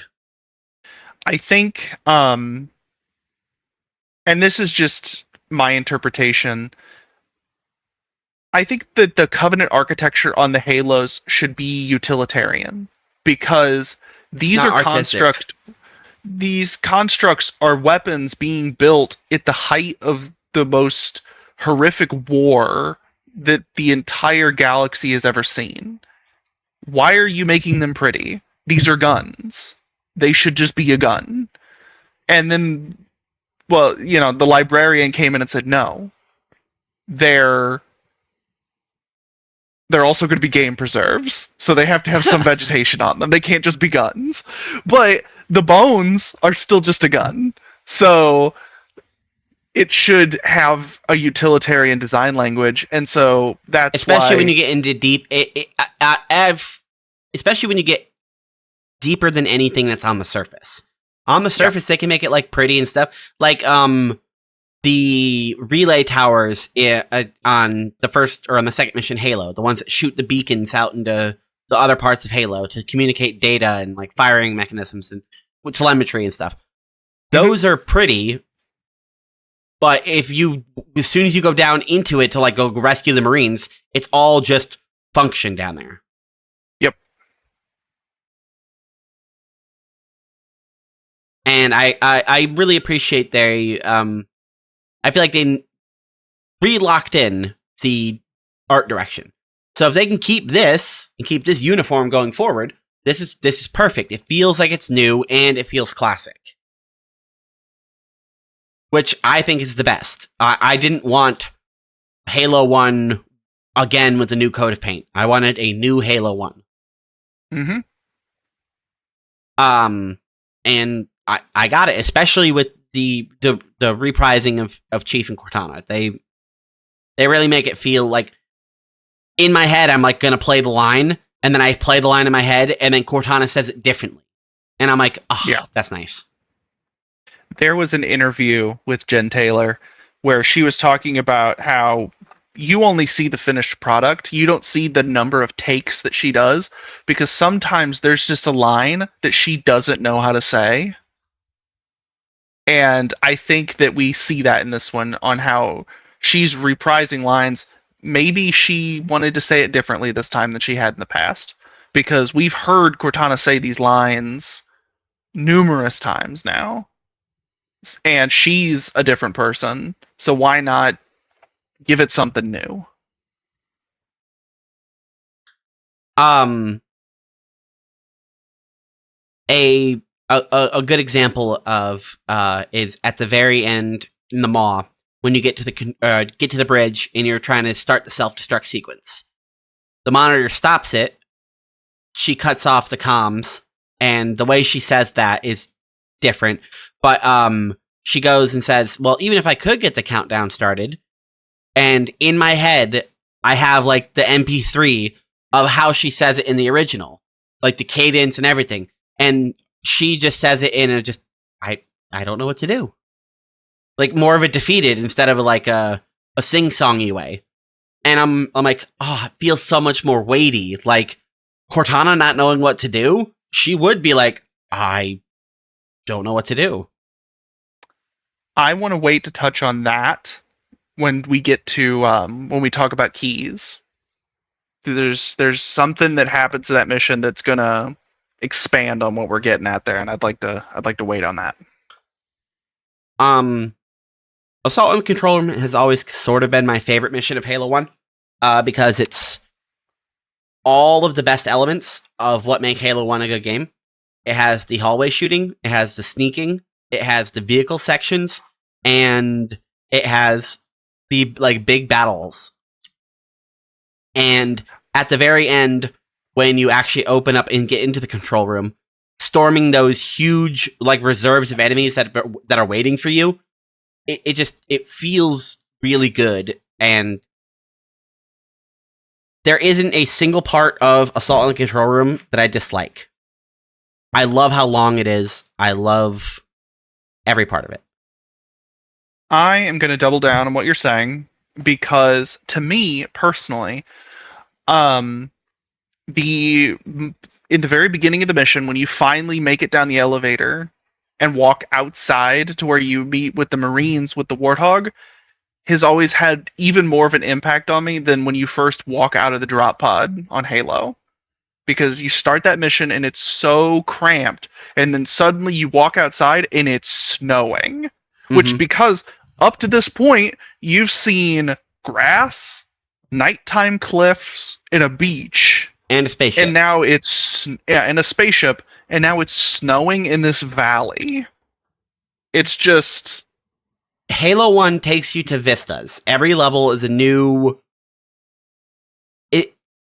it's almost like they were just like testing tech. You're like, okay, what's the next level going to be like? I don't know. Want to put it in a swamp? Sure.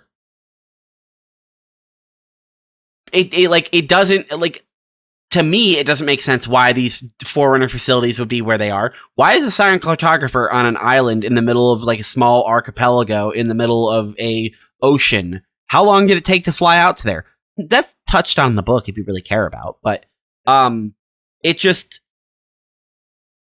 something I've said since Halo 1 came out. If you just play through the game on mute and you skip the cutscenes, the game goes spaceship, cool, weird alien ring world. Okay, now I'm fighting cliffs. Now I'm in an alien spaceship. Okay, now I'm on a beach. Okay, now I'm in the fucking snow valleys. What? I'm in the Himalayas? Where the fuck am I?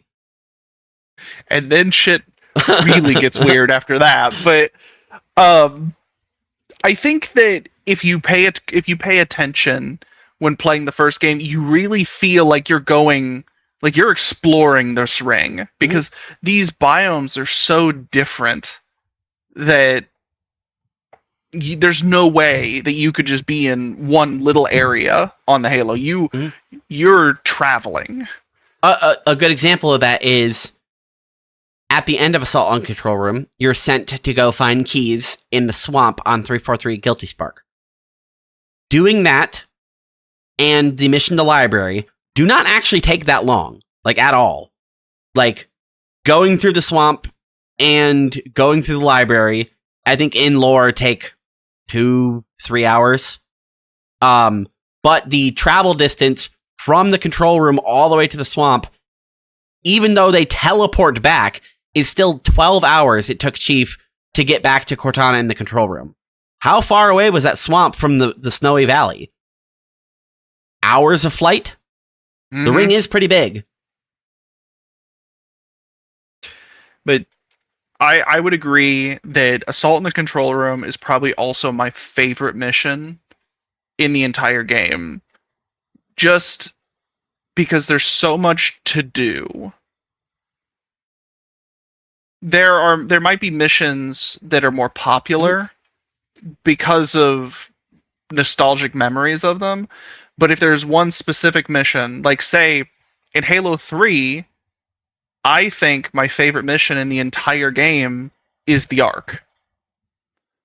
Yeah, the Ark fucking rock. Like the Covenant is a good mission, but the Ark is definitely the best mission. And I think Assault in the Control Room, the whole going through the same looking room constantly is fine because it makes you feel like you're in a facility. How many places do you go on a daily? Yeah. How many places do you go on a daily life, or like in your daily life, where the design language is going to be the same because it's a facility. But those rooms are so alien. The function could be anything. It's just these weird circular rooms.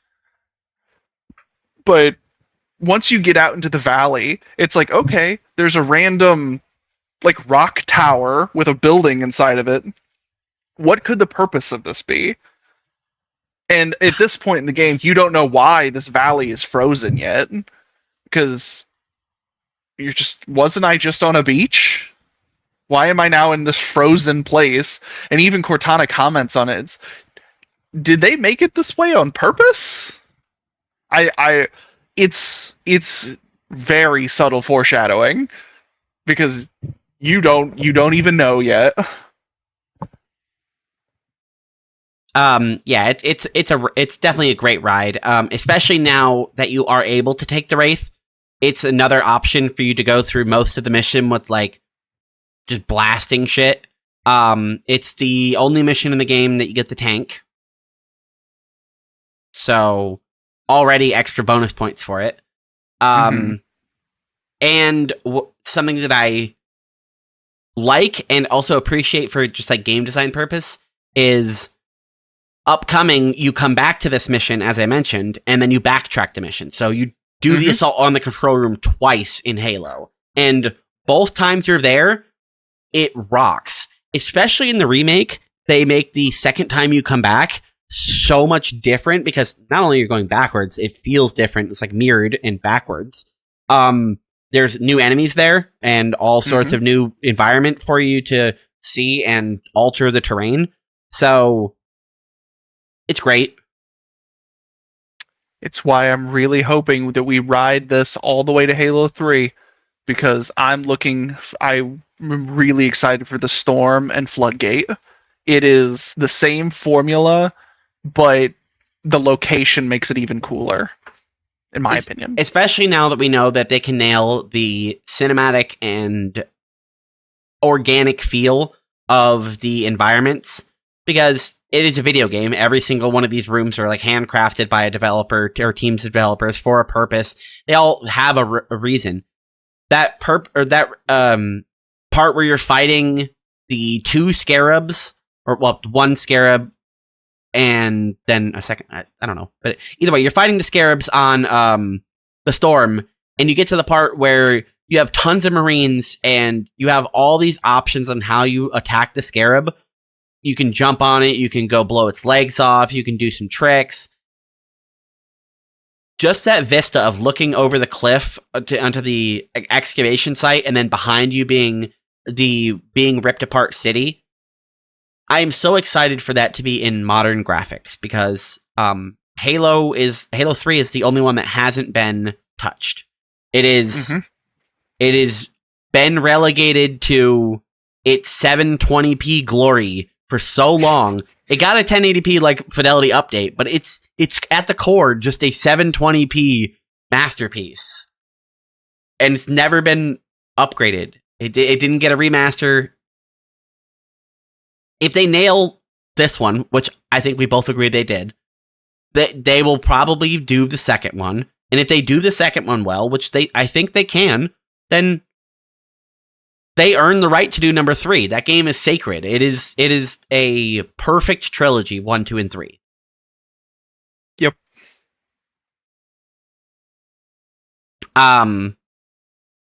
And I think Assault on the Control Room is part of that perfect trilogy because it's a perfect mission. I love every part of that mission. And the ending cutscene where you finally get to the control room and you shove Cortana in it is such a good cutscene because it really helps show Cortana's character and who she will eventually become. Because Cortana up until this point has kind of been like just your little chummy pal and on your side and like willing to help you out and giving you advice and almost kind of like teasing you and stuff. And then you shove her in this computer and she disappears. And then in the original, she comes back almost instantly. But in the remake, I love how much suspense they put into this interaction. She's like, what's going on? And then when she comes like back out of the computer, she is a 40-foot golden pure light hologram version of herself. I think it was great design to make her gold when she comes back. Because with all of the discourse about her being blue instead of purple, she comes out and she is obviously changed in some form or fashion. Because that's not the last time we see her gold. I like that her personality is noticeably different as she's overwhelmed by the system that she's in. She's, to quote her, is the wealth of knowledge so much, so fast. Yeah, I could imagine. You just got plugged into an alien supercomputer. It would probably be pretty cool. Yep. She starts to go through the files and read things and realizes a lot of things at once and isn't able to really communicate effectively because she's so deep in processing mode that she just tells Chief, hey, you need to go meet up with the captain. Captain bad, captain in, yeah, go stop captain. He knows not what he's doing. You need to go get him now. Okay, let's go. And he goes to like yank her out of the computer and she's like, nope, no time for that. It would take 2 seconds. I can literally go whoop and you'll be in my head. I can do the second half of that while sprinting. I'll just pull this out, sprint, and put you in my head. What do you mean no time? okay, I'm sprinting. I'm listening, Cortana. And he just runs out of the room and leaves her there. Which is, I think, thematic. It seems like every single time Chief has ever left Cortana behind for any reason, good or bad, bad things have happened. Yeah. So it's a running theme that every time those two get separated, it's not good for her. It is not good for her. So she sends you to where the captain was going because he was going through some alien information and interpreted it as a sort of weapons cache somewhere. So they were going to the weapons cache to help fight the Covenant, to help take control of the ring, and, you know, win, I guess. So the captain is on his way to what he thinks is a weapons cache, and you are going to go in or intercept him because, like you said, he know not what he do. Although we don't know either because Cortana didn't give us time to get the info. So, which is, I've never read The Flood, which is the novelization of this book. But did Cortana and Chief not radio contact at all while he was on the way to a Pelican or a Banshee or a Phantom or however the fuck he gets to? I mean, he has to get to Echo 419 so Echo 419 could take him to the fucking swamp. And nowhere during that flying did he contact Cortana and say, "Hey, so what's going on?" So here's the thing, right? Something you got to take into account with the actual book for The Flood, and keep in mind, I avoided this book for a long time because I just wasn't interested in reading a novelization of the game. Mm-hmm. That was a mistake because actually, a majority of the book isn't even about Chief. It's about all the other stuff that was going on. Mm-hmm. So I don't think that it ever actually touches on that. It obviously has a lot about the upcoming, or, you know, the upcoming mission and everything, but a majority of the book actually doesn't have to do with Chief. So, yeah. I think that's kind of a good thing. Yeah, it's 100% it's a good thing. It's why I felt like a fool whenever I finally did get around to reading it, because I was like, oh shit, I guess this all makes sense. As a kid, I never questioned where Echo 419 was fueling up or where she just kept getting all these warthogs she just kept delivering me. You know, she delivers, but where from? Where, you know? I never thought about any of that, but yeah, someone decided, they were like, hey, I'm going to write a book and I'm going to explain all of this. You just gave me a brain blast moment. In Silent Cartographer, Foehammer says, anybody order a warthog? And then Sergeant Stacker, which is a recurring NPC in the first game, he was one of those, so Johnson wasn't really a character in the first game. He was the drill sergeant guy in the first cutscene, and then he was like a random face Marine that could spawn throughout the game. Nothing really special. And then at the very end of the game, he has a post-credit scene, as a joke. Then in the second game, they make him a character. So going forward, he always is a character and not just that guy. The second other guy in the first game that's very similar to that is a white guy named Sergeant Stacker, he's basically like Arlie Ermy, you know? That's kind of his thing. And in the mission, Sergeant Stacker calls back to Foehammer and says, hey, I didn't know you do house calls. And then she says, you know our motto, we deliver. Sergeant Stacker is not in that mission. He is none of the Marines on the entire island. He is none of the corpses. He is not on that Pelican that is dropping off the Warthog. I have never seen Sergeant Stacker in this remake. I have not seen him one time. You know, I've seen Mendoza. I've seen Benetti. I've seen fucking Jenkins. I've seen Perez. You know, I've seen all of them. I've not seen fucking Sergeant Stacker. The last time we had anything to do with Stacker that I'm aware of was in Halo Reach, and he was just a voice. Mm-hmm. Exactly. He's the long since forgotten character. It made me annoyed, though, because they used the Sergeant Stacker voice line, and they even make sure to put Stacker colon, like that's his name, you know, like that's the guy saying the line. I'm like, but he's not here. I want Sergeant Stacker to be in my Warthog and then calling out how he's like doming these Covenant. You know, I want him in. I want that character. That's why I like that NPC Marine. That's why I bonded with him. It's because he's like Arlie Ermine. He's cool and he's gung ho Marine. Well, then it looks like you need to get to modding and just mod him in and just put all his voice lines back in. You're absolutely right. The voice lines exist. It shouldn't be that hard. But he has to be the low-res poly model of him from the original Halo game. Yeah. No, but yeah, you made me realize that. Yeah, I've not seen Stacker one time in the whole game. Anyway, so you fly out and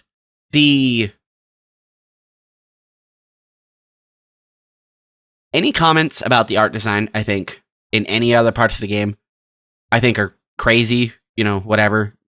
You can dislike UE5's optimization. You can dislike how it stutters. You can dislike how the lighting hits things. Whatever. But it objectively looks really good. And that culminates, I think, in this mission. Especially this intro cutscene and up until you get into the first structure. The game... It's like you're playing a different game when you get into this mission. It looks so creepy, so dark, so atmospheric. And I feel like they did the remake to this first zone so good because if you're walking around exploring, trying to like find anything that might be out there, you might actually find some shit. Yes. And I think that's what's made Guilty Spark special since the beginning. That you could, if you went out, be into the forest a little bit, they sprinkled stuff out there. And one thing that I noticed and I look for now is right after you go past the downed spirit in the tree, like the real focal point at the beginning of the mission, right? Mm-hmm. Whenever you go across the tree bridge, there's what are the turrets called? Shade. The shade turrets. If you are paying close enough attention, you can see a flood combat form. He's there for a moment and he runs away. That's what I was saying. That's what I was alluding to. But yeah, there's so many of those throughout the mission that were originally there and so many more added. I was walking around exploring and I like, climbed up a rock and I looked around. I'm like, oh, that's cool, whatever. And then I went to go like turn around to go back down the rock I just climbed. And two of them were there for like 25, 30 frames. Not even for like a whole second, you know? One thing that Halo does really well, and has done consistently well, is slipping into horror. Because you need the grunts to be silly. Mm-hmm. You need the Marines to be caricatures of caricatures. Because the moment the flood shows up, the tonal shift is so drastic for the entire rest of the game. Things are no longer fun. Things are no longer happy. Things are no longer campy. You're no longer exploring. You're running, defending, and fighting. Halo 3 changes a little bit because it touches on the flood for a minute to that level, and then you go to the Ark, and you're back into Covenant mode again. Mm-hmm. But Halo 1 and Halo 2 really nail the tonal shift. And Halo 1, because they put so much effort into hiding it. As I said before, Assault in the Control Room starts the foreshadowing, but you don't know yet, because how could you? I mean, it's the whole point. Neither Chief nor Cortana know. They're already questioning, why is this place cold? We were just on an island. Did they make it this way on purpose?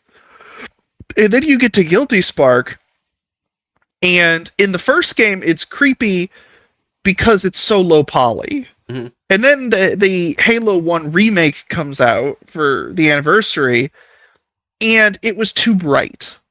It glowed too much. It wasn't scary. There was so much bioluminescence. It was weird. Then Campaign Evolved comes out, and it's dark. and you have the downed spirit being the main light source in this one area. And yeah, out in the jungle, you have some bioluminescent trees being all green and looking funny as they always have, but you know where to go because you go where the lights are. You go where the enemies are running from, and it's this atmosphere. And then, as we were just talking about, you have the flood darting out of vision on the edges, and it builds and builds and builds. But there's other details I don't really remember if it was this way in the back, all the way back in the original release. But when you get inside, right after you go down that very first elevator to go down into the facility, and all of the Covenant are hiding in that tiny little tunnel. Right.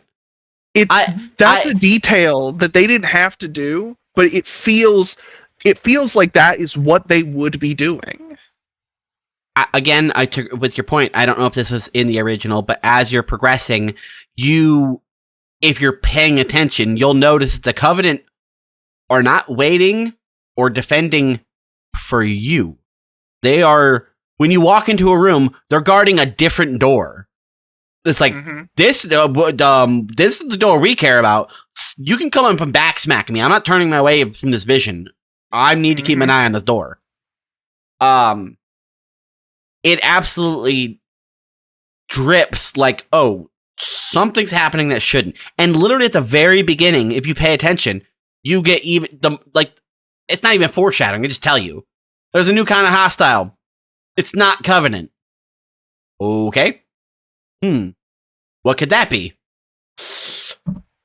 Whatever these guys are scared of. At this point, it might be who built this place. Who knows? We might have finally found them.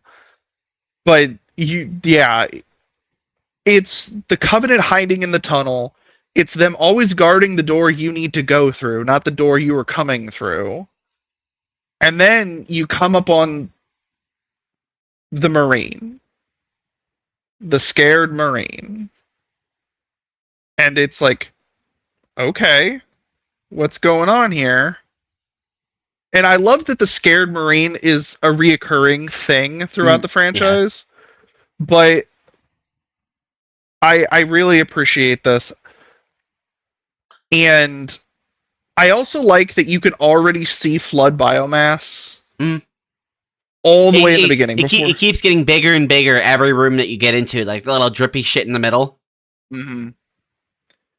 And another detail I love is when you finally get before the room, is when there's the dead Marine there where you could see he obviously, it's either the blood has been dripping from him down the ramp, or he crawled his way up the ramp. Or worse, was dragged and then let go. Yeah. I really appreciate the environmental storytelling leading up to this. And that's mostly what the first part of this mission is because the small encounters you have with the Covenant are nothing. There's the first encounter, literally you can just walk past because they're not engaging you at all. They are leaving you alone. The second time you just plow through them, you can walk right past the next encounter to the door. There's like a couple jackals. There's maybe a few guys that you have to fight, but for the most part, the enemies are not worried about you. They have bigger concerns. It all culminates, as you said, in the room. You get to the core of the facility, and this is basically where the trackers are letting you know where, at least their last location was. And you come across a door that has a UNSC datapad thing on it that has unsealed the door. So you know definitely your guys have been here. Not to mention the corpse right there that you just talked about. But, yeah. This cutscene is so good and unlike anything else in the entire franchise. You start the cutscene by Chief inspecting the door. He's creeped out. He's clearly on as edge as the player should be if you've never done this mission before. He's like, this is fucked in a way that I'm not used to. Okay, so he unseals the door, and immediately a guy that was leaning against the door falls on Chief, and Chief, having quick reaction time, doesn't like panic or anything, realizes it's a fellow soldier, and gently catches him and drops him to the floor. Chief is so preoccupied with this that he even puts down his weapon, which I'm going to comment. He did this twice in Campaign Evolved, and it annoys me that he put his gun down. When in other scenes, it is confirmed that this model of Mark V does have the magnet back holsters. I will give Chief the benefit in this specific instance because he is flustered. Like, sure, yeah, so he sets the gun down. Yeah, I get it, sure. But whenever he's leaving in the fucking longsword at the end of the mission, or at the end of the game, and he has the fucking thing in the one part of the seat that you never put any of your stuff, because if you put your stuff there, it's going to fall underneath the seat, and then you're going to have to get out of the car and reach underneath the seat to get your phone. That's where he puts his assault rifle. In the one spot you never put your fucking assault rifle in the car. I mean, to be fair, in that cutscene, he was dealing with a lot, but I get where you're coming. You're coming. He has a magnet. He has a magnet back holster. Just put it on your back. Yeah. So yes, he catches the Marine, and then we get easily one of the most atmospheric cutscenes in the entire franchise.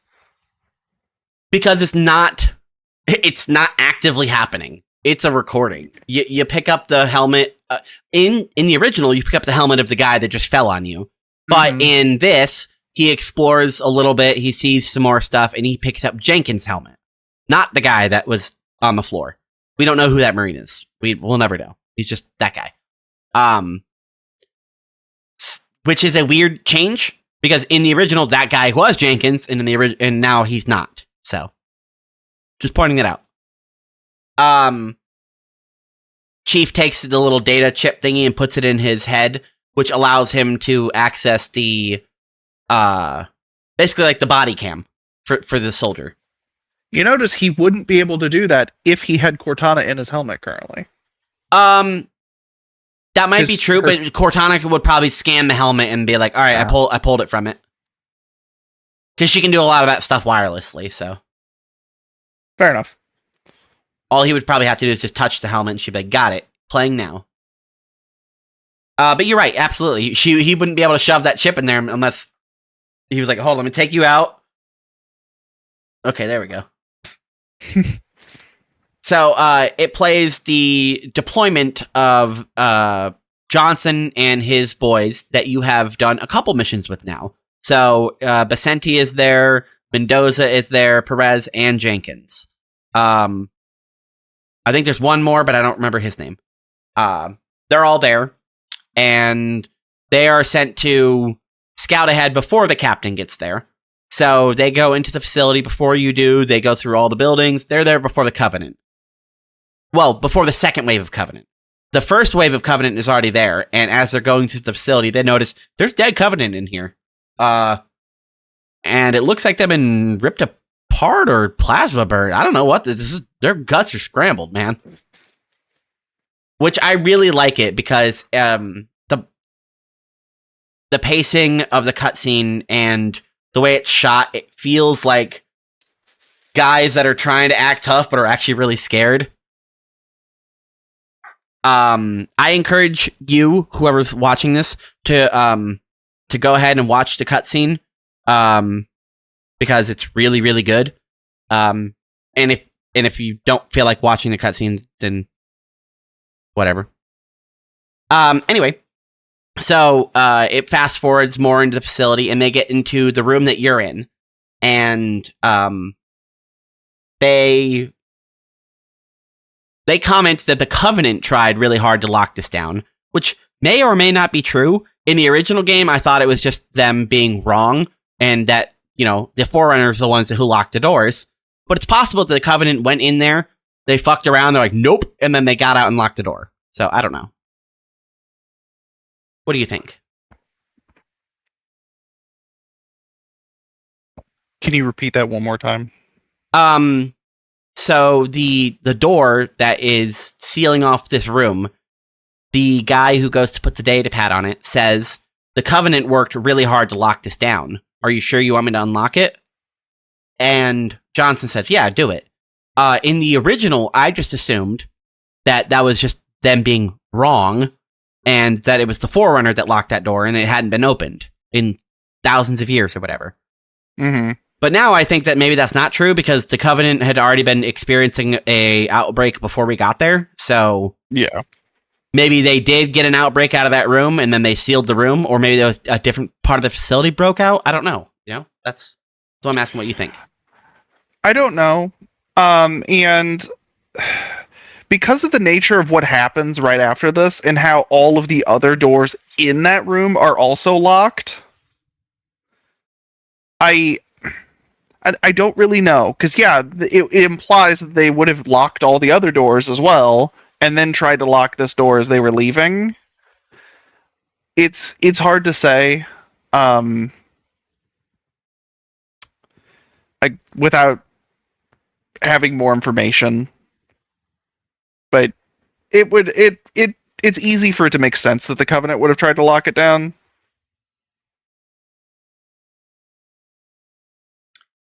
Does that... I guess it's just a pondering question, but does that imply that this little data pad thingy can crack other Forerunner door encryptions? It's a bit of a MacGuffin because it's the same data pad thing that Johnson was using in the bonus missions. Yeah, but his had like a little handle on it. He had like a handheld version, whereas the ones in that mission, they put on the door physically. Well, think about this, right? If we're going to ponder, in Halo Reach, Halsey knew about Forerunner technology because on Reach, because that's like the whole deal where she is in the lab. So I think it would, if Johnson, because this is his little like special operations group thing, I would assume that they would have access to that, but it also could have a dumb AI in it. Yeah, just a dumb AI that's point is just open door. Yeah, I mean, it's not too much of a stretch to think that Oni would have given him and his like Black Ops group some sort of decryption tech or something. Especially if having access to Forerunner tech plussed it up and made it easier to unlock like human stuff or whatever. Fair, yeah. I just say Halsey was probably behind it. She's the key MacGuffin of everything, so if it exists and it works, she probably had some hand in it. Yeah, that's true. Yeah. The cutscene continues. They meet up in the room that you're currently standing in, and then Captain Keyes finally shows up, and they have a bit of information exchange, and as they're talking, they get some comms saying, hey, we're being attacked. It's not Covenant. Reinforcing the thing that we heard on the dropship at the very beginning, if you went to listen to it. That there's a new faction that's coming to fight you. And as we've said, it's the Flood. We don't really see where they come from. They just kind of start dropping from the ceiling and other places. But they start getting absolutely overwhelmed with little infestor guys. They're essentially like head-shaped things with legs and little like bug feelers. Yep. And they jump at you and they try to eat you and then they crawl inside of you and mutate you. It's really gross. It's really awful. In Halo 3, it's horrific to watch people be transformed by it. Yeah. And I can't wait for the graphic fidelity of that. That's going to be horrible. And the more you learn about the Flood, the worse it gets. It never stops getting worse. Yeah, so they get overwhelmed and the cutscene sort of ends because Jenkins dies. The guy that didn't shoot his gun one time. Chief ends the recording and yanks it out of him, and he is, as best as you can tell from a super soldier that wears a helmet, He looks scared. Understandable. So things start busting out of all the doors nearby you, and you gotta fight off waves of these things. And if you're unlucky, a couple of the like full-on combat forms will come and attack you. But for the most part, it's just little popcorn guys. And then the rest of the mission is get the fuck out of here. One thing I love about this mission, and it goes back to visual storytelling, is, like you said before, as the mission progresses, it just keeps getting worse. There's more and more flood. There's more and more blood.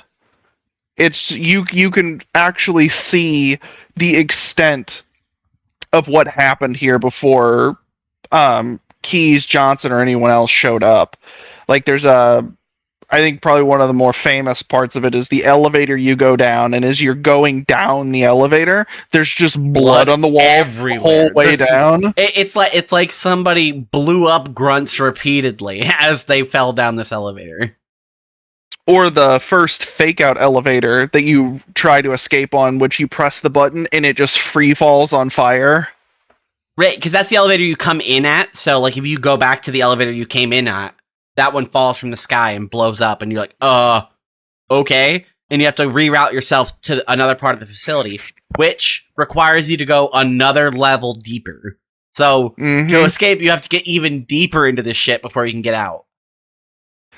What I find interesting about this mission in particular is that a lot of the rooms you go through appear to just be prison cells. Mm-hmm. And so it raises the question, what kind of experiments were being done here? Because we know that the Forerunners are very famous for doing experiments on their most feared enemy. So what experiments were they doing down here that they were keeping things in cells that warranted being in a cell? It's a good question. Cool dogs? No, that was humanity that had those dogs.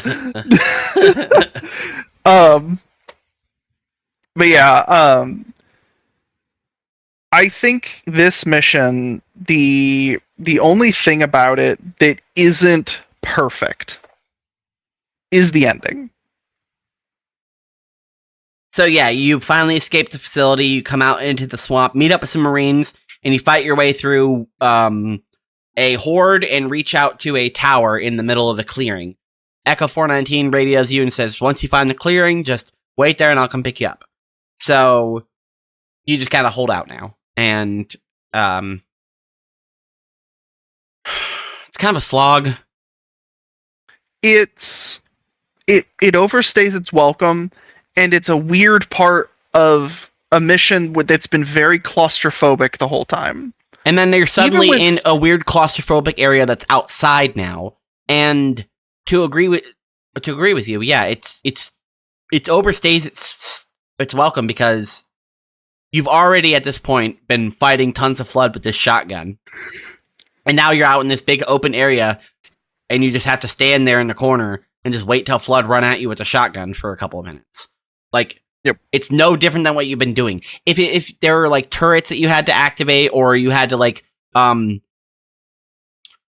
that I think that would make that really good is if down there in that area you're defending there was a sentinel generator and you had to keep putting sentinels out to help you. At least give you something to do. Because you get like three sentinels to help you when you get out there. It's your first time seeing sentinels in the game, but they help you a little bit. But other than that, it's too many waves of enemies, and it overstays its welcome. And I assume that it's because it's a short mission. They wanted to pad the mission out just a little bit so that you didn't just speed run it. Mm-hmm. But I don't necessarily think that added anything to the mission. Like, yeah, I'd like to get to the tower and wait a minute to try and have like Fohammer come and get you, but how far away was she? Right, she should be stationed like at most like 5 minutes away. Yeah, Pelicans fly pretty fast. Because she knew that you were there to pick up the captain. She should have been there, like ready to go. Especially after your transponder disappears, she should be like, okay, well, Chief doesn't usually die, so he's gonna be back soon. So I gotta make sure I'm ready. Yeah. Well, that being said, though, it does give us the introduction to one of the more interesting characters of the franchise. 343 Guilty Spark, who is the monitor of Installation 04. Little ball computer guy with a light bulb for a face. Very nerdy, but not a pushover. Yes. With unnecessarily deep lore. Yeah, unnecessary. That is actually true. That didn't need to exist at all. It didn't benefit anyone. Nope. But it's fine. If you want to know who 343 used to be 50,000 150 million years ago, so he's a fucking turbo old guy, and you want to find out who he used to be, go read a book. And there's an entire trilogy for you. There's a trilogy that it just ends with an explanation. It just ends. Oh yeah, and by the way, this character, he's 343 Guilty Spark. Cool. Thanks, I guess. Nice, awesome. Yeah, so his job is to maintain, repair, and monitor the installation, and then wait for the call for it to be activated, and then upon that call, go through the activation of the ring and fire it. Oh, by the way, Halo is a super weapon. So spoilers. But yeah, so that's his purpose. He has a lot of other purposes, and other rings have sub-monitors, and other rings have several sub-monitors. But seemingly this guy's in prison here by himself forever. So he's gone through eras of being totally insane and then gaining lucidity again. You know, let's be fair though. He did a better job than Penitent Tangent in Halo 2. That's fair. Yeah. He did his job. Insane or not, he did actually do his job. For a robot that physically can't go rampant, yeah, that guy kind of went rampant. Yeah. He introduces himself. He says, hey, you look cool. Want to help me kill these flood guys? And then kind of against your will teleports you into the middle of another set of Himalayan mountains outside of a huge facility and is like, hey, flood bad. We kill flood. We stop flood. You help me kill flood. And Chief says, okay, that sounds like a good thing. These guys kind of suck. I don't really have any other choice. Yes, especially if they are going to consume all life in the galaxy. Is that what you said? Oh. Huh. Yeah, okay, I'll stop it. And then he goes with the monitor through the library, which is a repository of most of the knowledge on that ring. And there's copies of it other places, but it's a huge repository of knowledge. Also, repository of gene banks, seed banks, and I would imagine like technology blueprints and stuff like that. It's just a repository for life and knowledge. Yes. It idiotically also has flood in it. I will say though, so this mission, the library, probably has the single best glow up of the entire game. Maybe that's a hot take. No, I think you're right. I think it's an ice cold take. This is not a fan favorite mission. The library turbo sucks. It is a mission that you're meant to not like because it constantly fucks you every 6 inches that you walk. The mission is it's just a nonstop gauntlet. You get minor moments of reprieve, and you know what your reprieve is? Walk down this long ass hallway to the next fight. Yep. They were like, can we put a zombie apocalypse mission in the game? Because this is going to be the one. And if they could do something to make the mission not fun. Now, I'm not talking about Campaign Evolved. I'm talking about in the original game. If they could do something to make the mission not fun, they did it. But in Campaign Evolved, they somehow did it.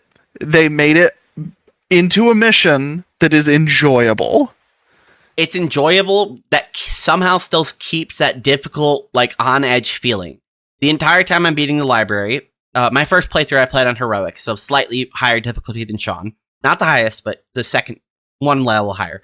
So, as I'm fighting through, some enemies take 2 shotgun shells, depending on whether they, if I hit them with all the shells or not, or if they're a range, or if they have a shield or not.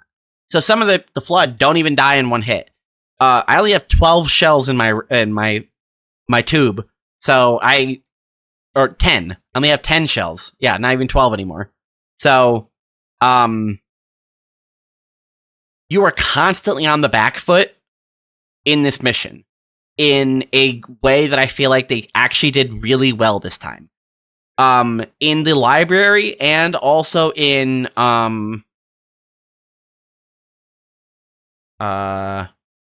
the Arbiter, and then what's the mission right after that? Sacred Icon? No, that's comes up later. Nope, the Oracle. The Oracle. The Oracle is an example of a Flood mission that sucks ass.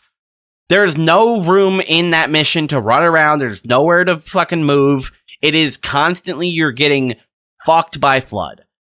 And it's cool, I guess, because you're at least a Covenant this time, so it's a different way. Whatever, but that and the library both are just like, it feels like you're walking in mud with your bare socks, and it's not fun. But like you said, somehow they reworked it. They made the hallways shorter. They changed the design instead of being like H hallway, H hallway, L hallway, H hallway, H hallway, T hallway, L hallway, H hallway. It's now like you walk into this room and now you have to zigzag around this thing. Now go into this door, open that, now go down here, ride this small elevator to this next room. It didn't feel like you were just going to long infested hallways to an elevator to long infested hallways. They completely changed the architecture of the mission. And I don't think there is a single room that like kept its original feel or look. And that is a compliment in every way it can be, because it's the first time I've ever played the library. And I was like, wow, that was fun. So in the previous mission, the atmosphere came from the fact that you start off not knowing what's going on. And once you find out generally what's going on, it's just being thrown at you nonstop. And so there's not really a moment for you to think. You just kind of have to act. The library is where now, whether you like it or not, the mission is going to slow down, and you're going to experience why the Flood are a problem.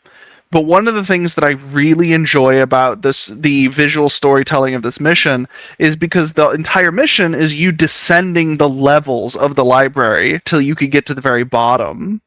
And the further down you go, the more infected it becomes, and the more biomass floodified the entire facility is, and the color of the mission changes, because it starts blue at the very top, and by the time you get to the bottom, it's changed from blue to orange to red. With horrible browns and yellows in there. Yeah. Another thing I like, and I mentioned this to you before, was the people that worked on this, they had to have known what they were doing, because the elevators you go down in the original game were just these big discs you rode down, and Flood would come in and attack you while you were on the elevator, and you had some area to move around. Instead, in this remake, they took a design of an elevator from Halo 2 and put it and replace those elevators with those elevators that you get to see on another Halo. And it makes it feel cohesive, like this is a copy, like these facilities were made all at the same time, and they're just copy and paste of each other. With maybe a little bit different here or there, or whatever. Yeah. You know? Yeah. Depending on how they wanted the flavor of the ring to look. Yes. Which was mostly a pet project. Yeah. Yeah, it was a very select group of people that were working on this. But the library storytelling now, because in the original game it wasn't like that. It was just monotonous copy and paste hallways with flood bottlenecks the whole time. Now, the further down you go, you can tell things are getting worse. And then in this one, this culminates in a pseudo like mini boss, which I definitely appreciate. In Halo 3, they introduced a new form of flood, which are like tank variants, and they can transform into an agile variant, and then that can transform back into tank, or it can transform into a turret mode. They took the tank version of that and they said, yeah, we're going to put that in the game. Fuck the transforming shit, because that was annoying. We're just going to put the fucking berserker tank things in here. And if that thing melees you, you're dead. That's what it does. It's slow. It's bulky. But if it punches you, you're gone. And it has very much health. On heroic, it can take 2 plasma grenades to the face, and then up to 3 shotgun shells afterwards. So yeah, definitely sort of a mini boss, which is nice because they use them sort of sparingly. I was fearing that once they introduced it, they were just going to throw them at me pretty often. They do on Legendary. Yeah. But that's Legendary. That's not meant to be fun. That's meant to be a challenge. But I love when you finally get down to, well, before that. So one of the most famous kind of random encounters from this mission was on the original Halo and every remake up to this point. When you got to the very end of the mission, these doors would open and there would be this group of flood, and there was a chance that one of those flood would have a rocket launcher. And everybody knew that on the higher difficulties, you didn't just go through that door because you were going to get annihilated. You're going to die instantly. So in this game, I feel that to standardize that, one of the elevators goes down a little bit, and like a lot of these games, the elevator stops.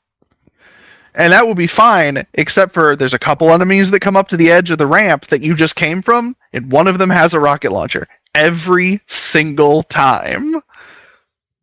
They knew what they were doing, and I appreciate it. They took out the randomization of the rocket launcher guy, and they made it so when there was a rocket launcher guy, he's gonna be here, and he's gonna be ready to fuck you. You need to react. Yes. And I appreciate it because it was just random. You would open a door and is he there? No? Okay, cool. I'll walk around. Oh, he was standing over there on that platform. Okay, great. He didn't walk through the door this time. Awesome. So they could definitely just ruin your run, especially if you're doing like in Anniversary, doing a run with skulls on and you have iron and you die and you have to restart the whole mission. So yeah. It was well known and well feared. The other great addition to the library is a nod to the book, The Flood. There is a character in there who is initially recruited by 343, but right before you are, to go do this exact mission that you are, to go fight through the library and try to get the index to turn on Halo. And he makes it a shocking far distance through the level with worse gear than you do. And he, in the community, is like a legend, like one of those, really badass side characters. he's so cool that they put him in the game, canonizing him in the games. I mean, all the books are canon, but canonizing him in the game. And now that people can find this guy and learn about him, they're releasing a book from his perspective of this mission. It's not just a snippet of it. It's going to be his whole mission doing this. So it's coming out in October. It's like Parasite's Wake, I believe is the name of the book. And I am very excited for it. Marvin Marbuto, the man, the myth, the legend. The guy as tough as Chief. He just didn't have the gear. That was it. It was not skill issue. It was gear issue. Yep. And he did. He almost made it all the way. He died right outside that door. And a cool touch in the book lore, which they don't do in the game because they would have to make a custom ass thing for it. But in the lore, he fought so hard and was mutilated so badly that the Flood were like, well, that's not even food. Yep. So he didn't even end up succumbing to the Flood at the end. He just got to die. Which is the best possibility for fighting the Flood. You either win or die. That is the only two good options. Yep. So the mission culminates after you fight this last little elevator, and you pick up the index, and 343 is like, oh, sweet, okay, cool. Well, you can't have that. I'm gonna carry that. Well, because I mean, you have flesh. You could be infested. Can't have. You see that dude that just died outside this door? Can't have that. So I'm taking that because I'm immune to the Flood. So that's cool. Which I don't even really believe is true because we know that Flood can corrupt even the most powerful and intelligent artificial minds. Yeah. So given enough time, I don't think he would be immutable to the Flood. Sounds like one of them would just provide him with a really good option. He'd be like, "Oh yeah, I'm totally Team Flood now." Tangent. I get 6 Installation 04s. Okay, sign me up.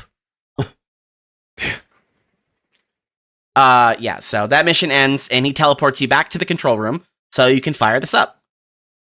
And this is but it is now my favorite cutscene in this entire game. The 2 betrayals cutscene, the beginning intro, is so good because it is completely brand new. There is not a single voice line or sound effect or shot or camera angle or anything that was just the script of the cutscene. It starts with you and 343 appearing, and he's blabbing on about stuff, and then he takes you over to the console. And he's like, all right, shove it in. And Chief looks hesitant. He looks around. He looks hesitant, I guess. Yeah, the best word. And when he goes to take the index from the monitor notices that Chief's being like a little weird and like looks around like, what are you paying attention to right now? It's a really quick, subtle thing that wasn't in the original. Him noticing that Chief is noticing something. Then he takes the index and he shoves it in the machine to turn on Halo. A big hologram pops up indicating what's about to happen with the little subsystems, and then everything just cuts off. And this is another example of, like, I have this line in my head, and because it's said differently, I'm like, oh, that's nice. It's odd. That wasn't supposed to happen. And then Cortana responds, oh, really? And in the original, all she does is, like, pop out of the computer and goes big mode again and, like, scares him. And he gets, like, knocked down and, like, whoa, huh? And then he gets back up and instantly responds to her. In the remake, she says, oh, really? And then shoots him with, like, an energy pulse and, like, temporarily disables him.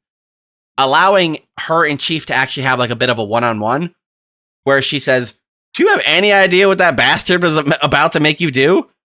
Chief just being his before hard-headed that, self. you had mentioned. But Before that, you had mentioned just how long it took for you to go to the swamp in Guilty Spark, because one of the first things she admonishes you is 12 hours. I was alone here for 12 hours. which for an AI is like 60 years or something. Yeah. The way they talk about her in the books, how slow everything is in real time. Yeah. For her, it was years. Yeah, so she's like, you just left me here. Well, that guy and you were just being best friends. You have any idea what he's about to make you do? And Chief's like, oh, yeah, turn on Halo and kill the Flood. Duh. And she's like, you idiot. That's not what it does, technically. I mean, kind of, but not really. She reveals that Halo kills everything except for the Flood. It kills everything in about 25,000 light year radius of this ring. And 343 lets you know in a couple sentences that this ring is not the only one. There are other rings. He doesn't tell you how many in this game, but there are other Halos out there. So cool. Now we have to worry about those. It's just waiting for remote activation from the other ones, or it can be fired manually. So that's what he's trying to do, is get you to fire it manually. So it'll just basically put a energy/radiation pulse that is tuned to kill anything that can be considered sentient, sapient, or has the ability to become it, or has the sufficient biomass to hold a flood spore. Basically gets instantly disintegrated. Yep. Not just killed. It doesn't just go like, oh. No, it turns you into like dust. It like Thanos snaps you, basically. It's a very powerful weapon. And ironically, it kills everything except for its target. Because the only way to kill the Flood is to starve them to death. It's the only way to kill them. Yay. You can kill like individual ones and whatever, but like you're not really killing them, you're destroying. And their bodies could still be re-added to the biomass of the whole, so... Right. So even in death, they're still useful to the Flood. Yeah, it doesn't matter. So the only solution is to just kill everything else it can eat, and then it'll eventually just die. Or go dormant. Or go dormant, because that's what always happens. It finds a nice little dank cave on a Covenant little world, and it's like, all right, cool. I'm going to sleep here for 60 years. Wait till someone comes and fucks around with me. Yeah, and Chief is like, no, really? Hold on. And 343 now, like, coming to is a construct in the core. There's a lot of, like, I misplaced a little of the dialogue there, but there's a lot of dialogue in between them talking and then 343 responding to Cortana saying, oh, really? In the original, it's right away. I really like the spacing of the new cutscene. So he gets up and he throws a fit, and Chief's like, well, is it true? And he's like, well, yeah, I mean, technically. Didn't you know? How couldn't you? I mean... We just did all the steps together. You should have known. Were you just doing the steps for fun? I thought we were on the same page. I didn't know I had to explain this to you because I thought that that's what you were here for. And I think that's just a cop-out. I think 343 willingly withheld that shit because he's a bastard.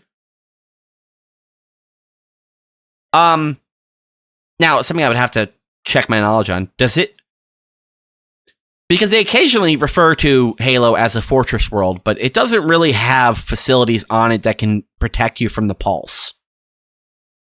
So, part of what the Halos, the librarian used the Halos for, is a repository for the DNA signatures of all of the life forms that she cataloged. Within that quadrant of the galaxy, because... Yeah, like the one all the way on the other side of the unit, or on the other side of the Milky Way, probably not going to have human DNA. The one that's within the range of Earth probably has human DNA. Yeah, so whereas like the big Dyson Sphere shield worlds were meant to keep the Forerunners alive, the rings themselves, after they fired, the Sentinels would then go reseed all of the planets with Okay. life. So I calling it a fortress makes sense because it's like that Svalbard seed vault thing, Mhm. but for life form, or I guess not plant life, but just all life. So I guess calling it a fortress makes some sense. Sort of, yeah. It's But just a gun. That's but all it is. but my I guess my point of that is it really sucks that when you're on it, it doesn't really seem the control room's not going to protect you from the pulse. The pulse is going to kill you when you fire it. Yeah, but again, the things, the living things on the Halo are like digital code, so nothing needs to be alive on it. Yeah, but the guy who fires the ring needs to be on the ring unless he's firing it remotely, which is why they have remote firing. The point is, if you have to go fire this thing manually, you're dead. There's no way you're going to live through that pulse. You're at point blank range. I mean, the way things were politically for the Forerunners when all of this was going on, I don't think that they cared. No, that wasn't a big deal. Everyone was dying anyway. Yeah, so they built just big rings and said, all right, well, we'll just kill everyone else. Fuck, we can't beat our enemy, so we'll beat the enemy's enemy. Fuck you guys. Yeah. The Foreigners are kind of bastards. Yeah, I mean, they're kind of right, but also kind of huge bastards. Yeah, I mean, when you're dealing with a force that deadly, you only have a couple of options, and that's why it was the last option, but it was one of them. And you know what? It didn't even work. It didn't even work. I mean, it kind of worked, but not really. They need like 45 Halos.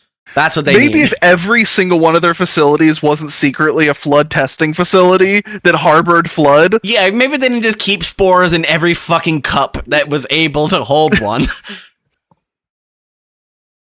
Forerunners were bastards. The fucking bastards and retarded. Yeah, so you're coming up on it, but what I think about this cutscene was the greatest is once Guilty Spark realizes that Chief isn't going to fire the Halo. Why would you hesitate to do what you have already done? And then he starts calling in his Sentinels because he realizes, okay, well, I sort of have lost this engagement. That stupid computer bitch just took the index from me, and I don't think I have a backup anywhere, so that's really annoying. Oh yeah, we didn't mention that. He has been holding on to the physical index this whole time, and she's just like, what if I just took everything that's inside that physical object that makes it do what it's supposed to do, and I put it inside me? Because now you can't delete me, because you'll be deleting the index. And then it cuts to him having that, oh, I'm evil now, where it's just like, it's kind of zoomed in on his central eye. Oh, I'm evil now. Well, I kind of like that he didn't go red mode. He just looked angry. Yeah, he did regular blue sad angry mode. Oh, you guys are give me your construct, or I will be forced to take her from you. That's not going to happen. Okay. Could you imagine what Cortana would do if she got inside him? Inside of 343? Yeah, if he tried to take her, she would just take over a Sentinel and... Can she, though? Because isn't that, like, an actual, like, mind, though? Without getting into the deep lore that is 343 Guilty Spark, yes, it was an organic mind in there. But what else is Cortana? She's just a copy of an organic mind. I guess you're right. She probably would school him. She would just become a Sentinel and become everyone's problem. Foreshadowing. Oops. but yeah, so 2 Betrayals. Another solid mission. This mission is really simple, like, on paper. It's not, like, as fun and engaging as the other missions. Your only goal is to kill 3 generators because he is trying to manually fire them by charging the generators and forcing the power into the firing mechanism. So if you just go blow up the generators, then he will have to repair the generators, and by then you'll already be able to do another plan. So you're just backtracking through Assault in the control room. You start in the control room and just backtrack out there, down into the canyon that you were in, and pick up a Banshee. You fly up, you kill the first one. You go backtrack some more of the mission. You have to give up your Banshee like right away, every time. Every time you blow up one of the generators, you have to give it up almost immediately after. So you get back on foot, you go to the next section, you hop on a Ghost or a Warthog, travel all the way through the canyons, grab another Banshee, blow up the other one, and just kind of repeat the process until you get to, not exactly at the very beginning of the mission, but very close to where you started the mission. It's like the first canyon where you come out the very first time. You come out there, and you go blow up a third generator, and in the first game, in the original, you had to go into these rooms, and there would mostly be like nothing in there, and you would have to run into this like pillar of light and overcharge your shield into it, like disrupting the energy flow, blowing up the generator. It would knock out your shields, and then they would recharge. You would do that a couple times, and then when you did, enemies would spawn, so it would always put you on the defense because your shields were right down as enemies were spawning. It was annoying, but predictable. You knew that, I'm going to have to go in here, risk my life, and fight through a wave to get out. In the remake, you go in there, and there's 3, like, power cells around the room that you have to just punch, and then that's what destroys the generator. I think that's mechanically better. I think if not thematically. It's mechanically and thematically better. It feels better, and it's easier to do. And it doesn't, like, suck whenever an enemy jumps you afterwards. At the very end of the mission, though, the reason I'm bringing this up is in the original and in the remake, Cortana, to get you out of the situation, lets you know that she, during her time in the control room, learned about the teleportation network and can possibly tap into your shields, drain your shields, and use that to teleport. She doesn't know, and she's guessing, so she will try to do it without permanently damaging your shields, and let's only do it once. Her knowing how to do this and being followed up in the original after you doing all this interaction with your shields kind of made sense. You're already using shield tech to interface with this technology, and then at the end of the mission, she says, hey, I can interface with your shield and teleports you. With the removal of the shield breaking mechanism, it's not like it's out of place or anything. It just doesn't, to me, as a fan, feel as cohesive as in the original, where it made sense that you're doing shield stuff, and now you do shield stuff. It just now kind of comes out of nowhere where you're just fighting it off, and then Cortana's like, hey, what if I teleported you? And he's like, I guess.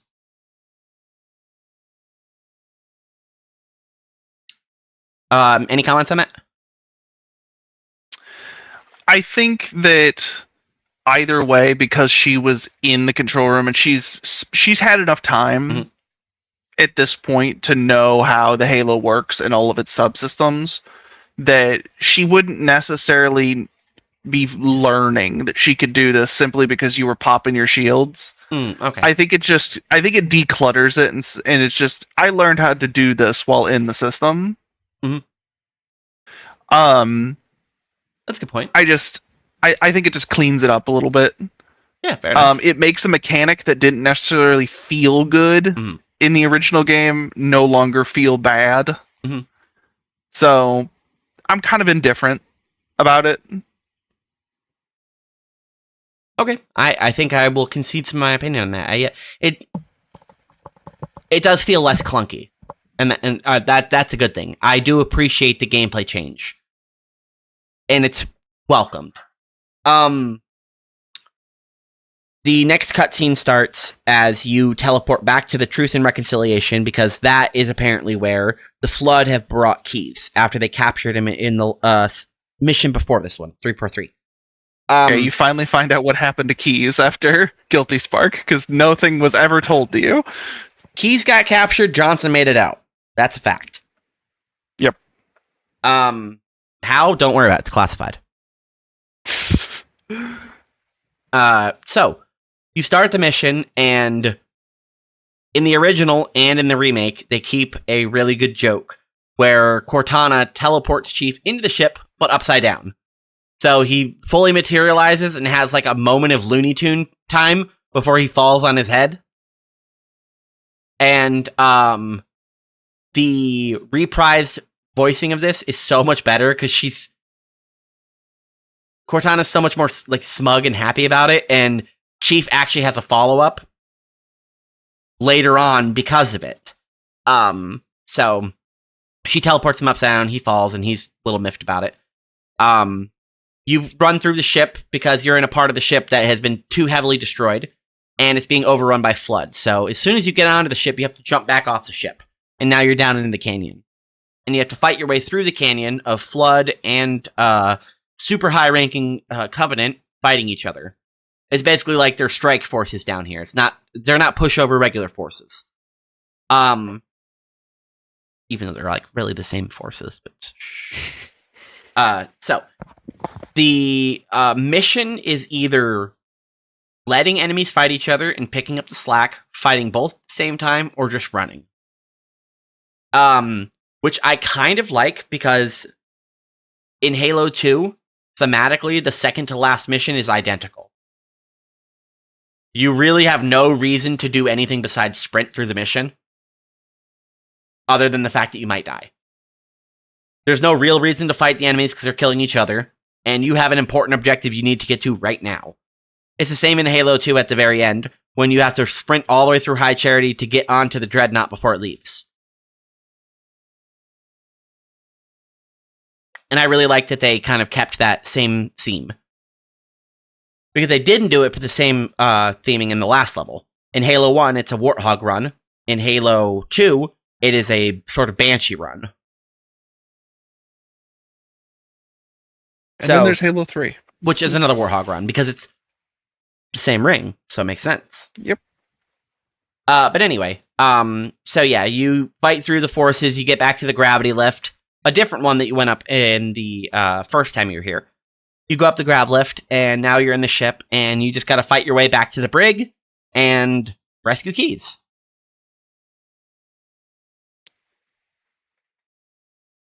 The funny thing about this mission is we keep alluding to the novelization of this game. Mm-hmm. There is an officer, I cannot remember his name off the top of my head, but he hatches this grand plan that he and other Marines are going to somehow get this semi-destroyed Covenant ship like flight worthy, and they're going to fly it back to Earth. And how many fucking light years is that? Yeah, that's fine. Dude, these guys know how to repair a Covenant warp drive? That's fine in the first game because due to limitations, the ship wasn't really all flooded up. It had flood on it, but which they could, probably get rid of or whatever and fly it back. In this game, the ship has been completely infested by the flood, and there are flood growths everywhere. So it makes that officer look like a real asshole. Because that was his grand plan, was to fly this very obviously flood-infested ship back to Earth. Which we know how well flood does on Earth. Very, very, very, very good. Earth is kind of perfect for flood. We'll get to it in a minute of why it's even worse. But previously, in the mission 343 Guilty Spark, I did a little bit of digging. So that Marine that was on the door isn't Jenkins. So Jenkins was infected by a flood, but he somehow had something wrong with him. And the flood, when it infected him, did not take him over completely. And he was basically a consciousness stuck in a body being controlled by another entity, which sounds horrific. Well, he, semi being able to control himself, made it all the way to the Truth and Reconciliation in this mission. So Jenkins is the one? Yes, Oh, Wallace wow. Jenkins is the guy. So, after that the explains events why he's such an idiot.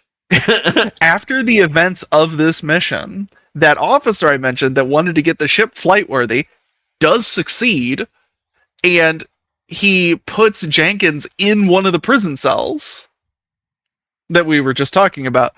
And Jenkins regains control of himself enough to allow his flood body to kill all of the Marines on board, so the ship crashes. Real hero. Marvin Real hero. Marbuto, almost a hero. Almost a hero. Right. Wallace Jenkins, an actual hero. But yes, I feel that this mission with the upgraded graphics and art style is another mission that was taken from like a 6 and it made a 9. It's not a 10, it's not perfect, but it's so good because of what you get to see just in Halo 2. The callbacks make this mission and what could have happened so much more terrifying. I agree with you. Keys in Halo 1, Keys is my least favorite mission. Back in the day when I was playing through it, I would always skip Keys because there's nothing fun, there's nothing really interesting about the mission other than it's like theming and, getting the closure on the captain. It's a Covenant ship mission with a slight having to deal with running through water. Yes. And gross. It's like one of the only times that Chief doesn't insta-die when he goes underwater is in this mission. Somehow he's able to walk underwater in this mission. Because he can breathe coolant, you asshole. It's not water, it's coolant. I'm sorry that I always thought it was just green water. I thought it was flood slime until I played the mission enough times for her to tell me to jump into the coolant, and I'm like, oh. Okay, so it's like I'm just jumping into... Okay. Anyway, radiator fluid. Nice. Yeah, but in essence, Keys, the entire mission is a rescue mission, but it's jacked up to the theming and the actual mission story has been so much has been added to it in this one that I actually will enjoy playing through it. So we had mentioned before, well, we'll get to that in a second, but so throughout the mission, you hear Keys kind of telling you to leave him. Mm-hmm. And he keeps repeating stuff. He keeps repeating his name, his rank, his serial number, and as you get closer, he starts apologizing to his daughter and apologizing to Halsey. And the closer you get to him, the more distressed he gets. And I really like that he says that there's other things inside of him that aren't him. Mm-hmm. It's just with the new voice lines, because of the new lore that just didn't exist yet when the original game was made, it ramps up just how it's a much more guttural punch for me. Hearing him call out to his daughter who he's never going to see again.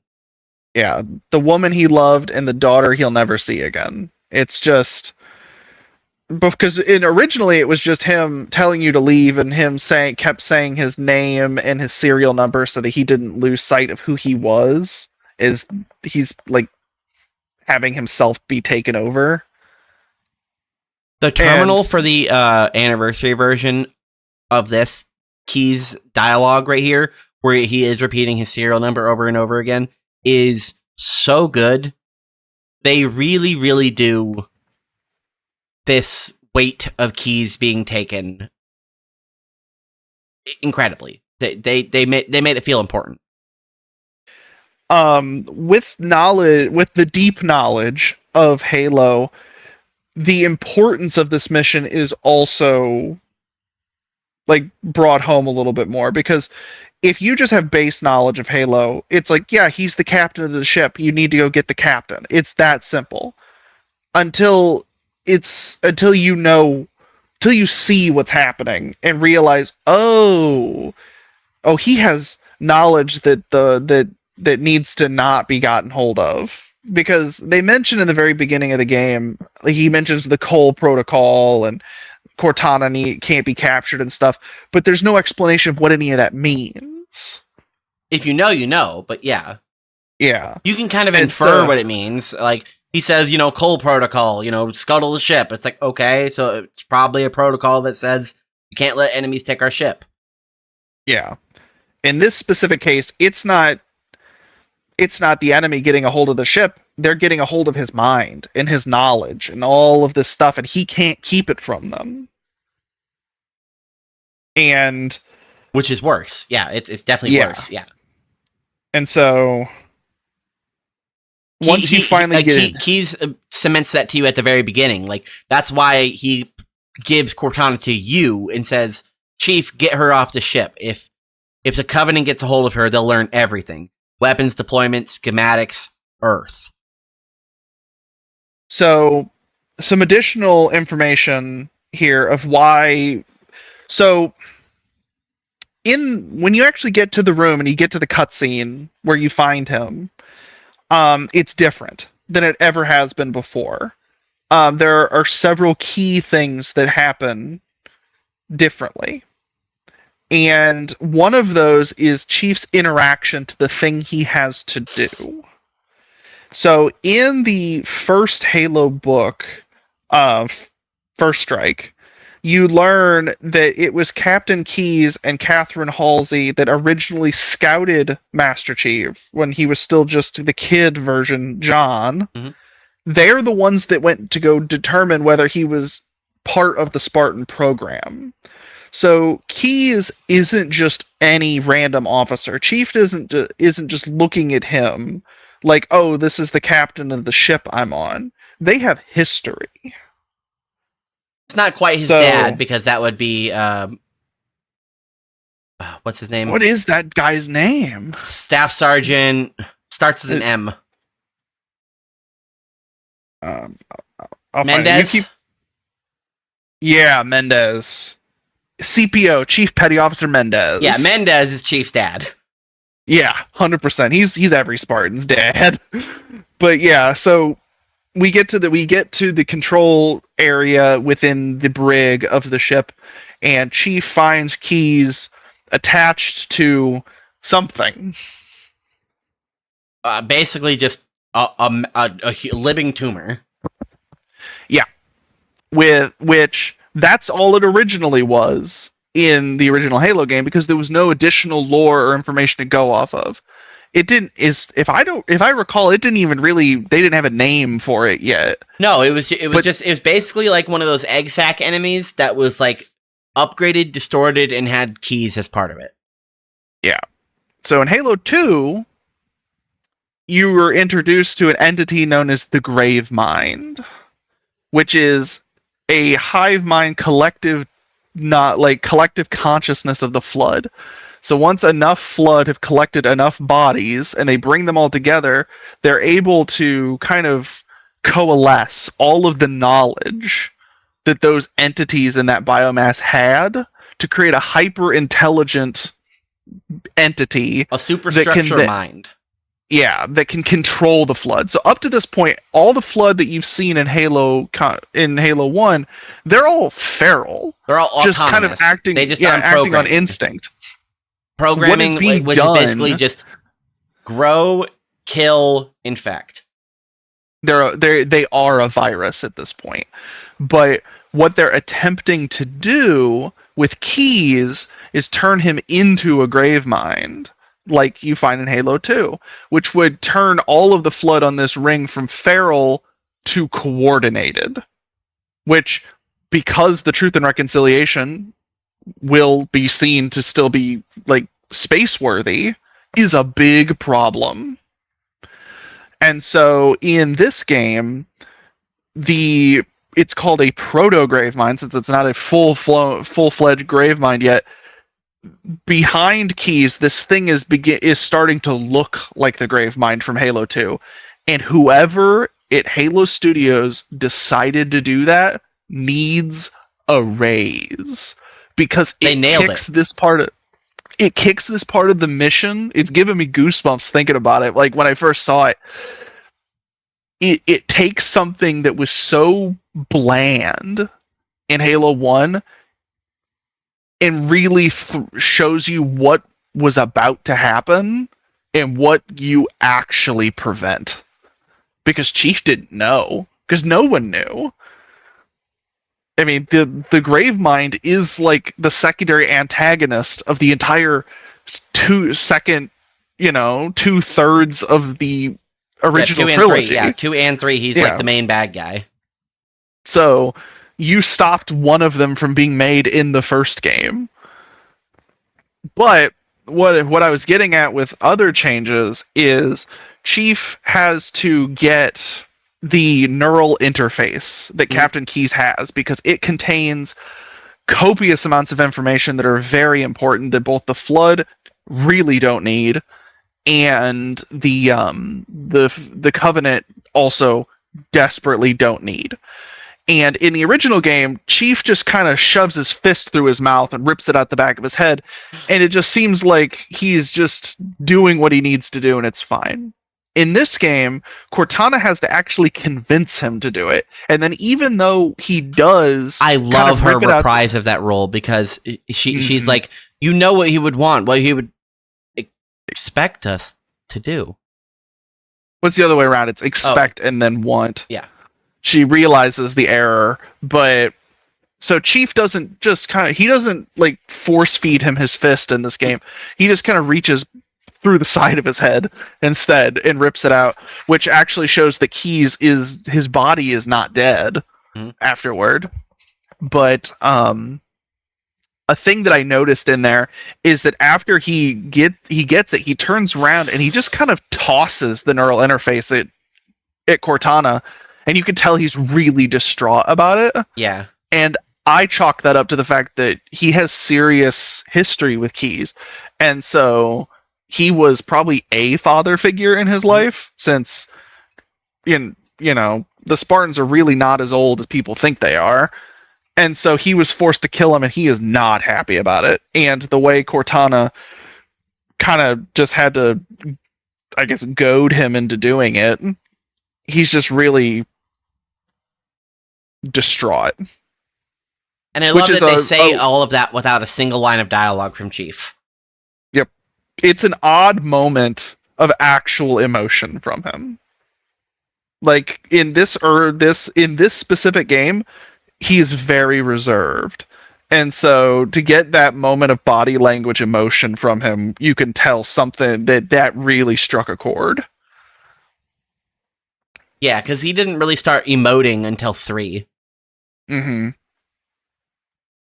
It makes Keyes go from a mission that's just kind of a flyover mission to one that is... It's important now. Yeah. It's wild to think that it was so easy to fix a flawed mission. And I feel like they did that with almost all the missions in the game, including the last one, which we can get into now. The Maw. After you get the neural interface from him, you get the codes you need to detonate the Pillar of Autumn. Your plan is to supernova the engine and basically blow up enough parts underneath where the thing is stationed to destabilize the rest of the ring. Yes. Cortana did the math. It checks out. It's in the right location to do supercritical damage if you can blow it up the right way. So you take a Banshee out of the hangar of Truth and Reconciliation and fly it miles and miles. Because it's night when you leave, and it's daytime, like afternoon time, whenever you get to the Pillar of Autumn. You fly it so far that when you get to it, the Banshee is like falling apart. Yeah. Yeah. I don't know what happened during the flight, but yeah, it's literally falling apart. And Cortana says, it's not going to make it. And Chief's like, it'll hold. we're not going to make it. Tells him to pull up. And in the original, Chief is flying straight and then kind of just dips down. In the remake, he's flying, he dips down, and then it like explodes and goes left and crashes into the wall. And it takes it like a second or two, and then Chief's hand, and he climbs himself up. And Cortana says, "You did that on purpose, didn't you?" In the original, nothing else is said. But in this, Chief making fun of Cortana and cementing their friendship and banter is like, there must have been something wrong with the coordinate data, which is what she told him when she dropped him on his head in the last mission. So he nearly killed both of them as a spite to Cortana, because he's like, yeah, don't play around with me. I know you did that shit on purpose. Apparently he needs to keep his head down. There's 2 of them in there now. I really like that only plays if your shield cracks and you take health damage. And if you're really good at Halo, you've never heard that dialogue. So you beat that mission and you're like, oh. And then whenever she says it in 3, you're like, okay. So before we get into this mission, I just want to throw it out there. To me, this mission, it makes no sense that there is a single Flood or Covenant enemy in it.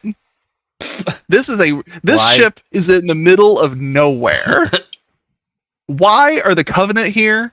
Why are the Flood here? I would imagine the Covenant might be here because salvaging human wreckage, and maybe you can get some info from us. Why are the Flood there? I agree with you completely. Makes no sense for them to be anywhere near that part of the ring. It's just, I get it. It's a mission. There needs to be enemies because it would be so boring without them. Mm-hmm. But it just doesn't make any sense to me. That being said, on the tail of that, this mission, I loved every single detail they put into it. They took what is usually just the, okay, let's get this game over with mission, and just, again, every single bit of it, not to the same level as the library, but throughout the entire mission, there's only a couple things I'm like, what? Like, the door still having power doesn't really make sense to me, but fair. So for one, like, not to get to the part I really, that everybody will want to talk about, but whenever you get into the engine room midway through the mission, mm-hmm. and there's holes in the ceiling, so you see the shafts of light coming down. And the sand in the room. It's nice. Mm-hmm. It's just, there are details that didn't necessarily need to be there, but it makes it feel plausible that this is a ship that has been spending probably a week or more now, mm-hmm. just out in the desert. Like, it's great. Just the whole of the mission. The cutscenes in the mission are so good. It makes me so happy. I really appreciate it because it's so easy for them to just miss little things, but they catch so many details that they didn't need to catch, but they did, and they put them in the game because it matters. In the cutscene where you get to the bridge and Cortana is starting the countdown, as I mentioned earlier, Sentinels come to attack you and, surprise attack you. And it is the first and only time in the first game that I can remember that in a cutscene, your shields actually exist. You get hit by a sentinel beam in the cutscene, and shields, like all the shield distortion, all the yellow particle effects are on you in the original game. In the remake, the sentinel shoots, and they could have had it not shoot. They could have had it miss. But instead, it still hits Chief, and they made sure to render every single tiny little hexagon of his shield where it got hit and where it closes back in. It is such a small little detail that they made sure to keep the Sentinel hitting him and showing the shield in a cutscene. I love it. It's great. It shows me they care, and that's what I was hoping for. as just mentioned before, from here you go to the engine room we're going up there, but Guilty Spark is in the engine room and he shuts us out. So we had to go down to the engine room and because we're gonna blow it up manually. Yep, we're just gonna shoot each vent of the engine and blow up the vents, and then it's gonna overheat itself. In the original game, I detested this part. I hated having to go in and throw the grenades in the holes, and I hated this part of the campaign. This time round, the room is so beautiful. I actually want to be in it. It's beautiful, and it feels like it's less weirdly open. It felt like a huge, like, weird liminal space in the original game because of how big the engine room was and all the weird little corridors on the side. Mm-hmm. It feels so much more streamlined because you have natural light coming in here, and it feels like because of the details, the corridors aren't just these empty, weird maintenance hallways. Yeah. And the inclusion of new weapons makes it so much easier to blow up the actual, like, engine parts that you need to blow up. I don't need to perfectly throw a grenade. One of the things that I experienced, and I didn't stick around long enough, but in the original game, you had to wait for the vents to open before you got to throw a grenade in there. You had to go up there, open the terminal. The thing would have to pull the coolant tube off the vent, or vent. I don't know. It's like a whatever. Shaft. I don't even really know what it is. A thermal shaft. It's like a big cable that goes in and sucks heat out. I don't know. Whatever. But either way, you open the shaft. And then there is a vent in there that'll open, and then it'll close. And it'll open, and it'll close. And you have to hit it when it's open. In the remake now, you just pull the shaft off of the vent and expose it. And as long as you hit the red behind the little blocker, you're going to do damage to the vent and blow it up. It was so easy to just take a rocket launcher and just shoot it and move on. Yeah, in the original, I would almost not use the rocket launcher because it would take a weapon slot, and it would not really be effective to use against anything except for the vents, and God forbid the timing's off and you waste a rocket and have to go all the way back to the armory. Yep. You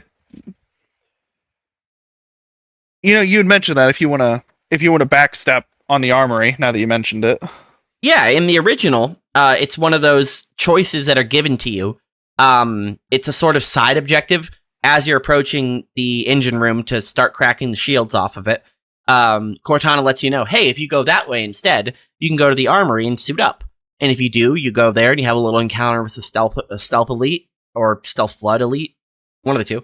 And then you get to grab shotgun, assault rifles, pistols, whatever. All the UNSC weapons are in there basically, except for a sniper. And you can gear up, grab rockets, grenades, everything you need. And then you have to backtrack back to the engine room. In the remake, they said, well, why give you the choice? Like, what if you miss it? What if you weren't listening to Cortana? What if somebody was in the room and said something? Why not just put the engine room directly adjacent to the armory? It would make sense, like, schematically, I don't think. I don't know why you would have live ammo next to the engine room, but regardless, now, yeah, you can blow up the engine. Put in the armory right next to the resupply ammo button. There should be a blow up the engines button. Just in case. But yeah, so now you have to go through the armory to go into the engine room. So you are de facto prepared to go in there, which made, again, it even easier because I didn't have to go choose to go get a rocket launcher. I just walked in the room and there was one on the floor. I'm like, oh, sweet, that'll help in the next room. It's one of those little changes that I feel like makes a bigger impact than you realize in the moment. Yeah, definitely. It just the going into the actual engine room and not having to deal with the jankness of how they originally set it up. And I can't even see the justification for why they set it up that way. It was just more stuff they had to script. Mm. But after this, it's the culmination of the entire game, and somehow they took something that was already something I enjoyed doing and made it even better. The famous Warthog run. So after you crack the engines, the thing is going super critical, and you have, from the time you blow it up, it's unscripted, but you have about 9 minutes. So by the time you get to the Warthog run, you have about 6 minutes or less, depending on the difficulty you're playing on. Yeah. On Legendary, it's 5 minutes. So you have 5 minutes to get 3 or 4.5 kilometers. Yep. And this is another one of those attentions to details that was like sort of back added. The escape vehicle that you're going to is a longsword bomber that is on the opposite end of the ship in Hangar Bay 7. In the very first mission, when you're on the bridge, if you're looking around at the consoles, you can see little schematics of the fighting, like the dogfighters that are going on out in space right now. And you can see all the longswords that are currently deployed. Number 7 is not deployed and is currently ready and fully armed and fueled. It's ready for deployment, but nobody did deploy it. So after Keys crashes the Maw onto the desert, that is the longsword that is there for you. That's why it's there. It's because somebody didn't use it in the fight for some reason. Some guy died. Whatever reason you want to come up with. Number 7 wasn't launched, and that's why it's there for you at the end. And they didn't have to add that little screen there, but somebody did. Because it's like, oh, hey, wait, isn't later there going to be a ship here that you use? I really appreciate that. I really, really do.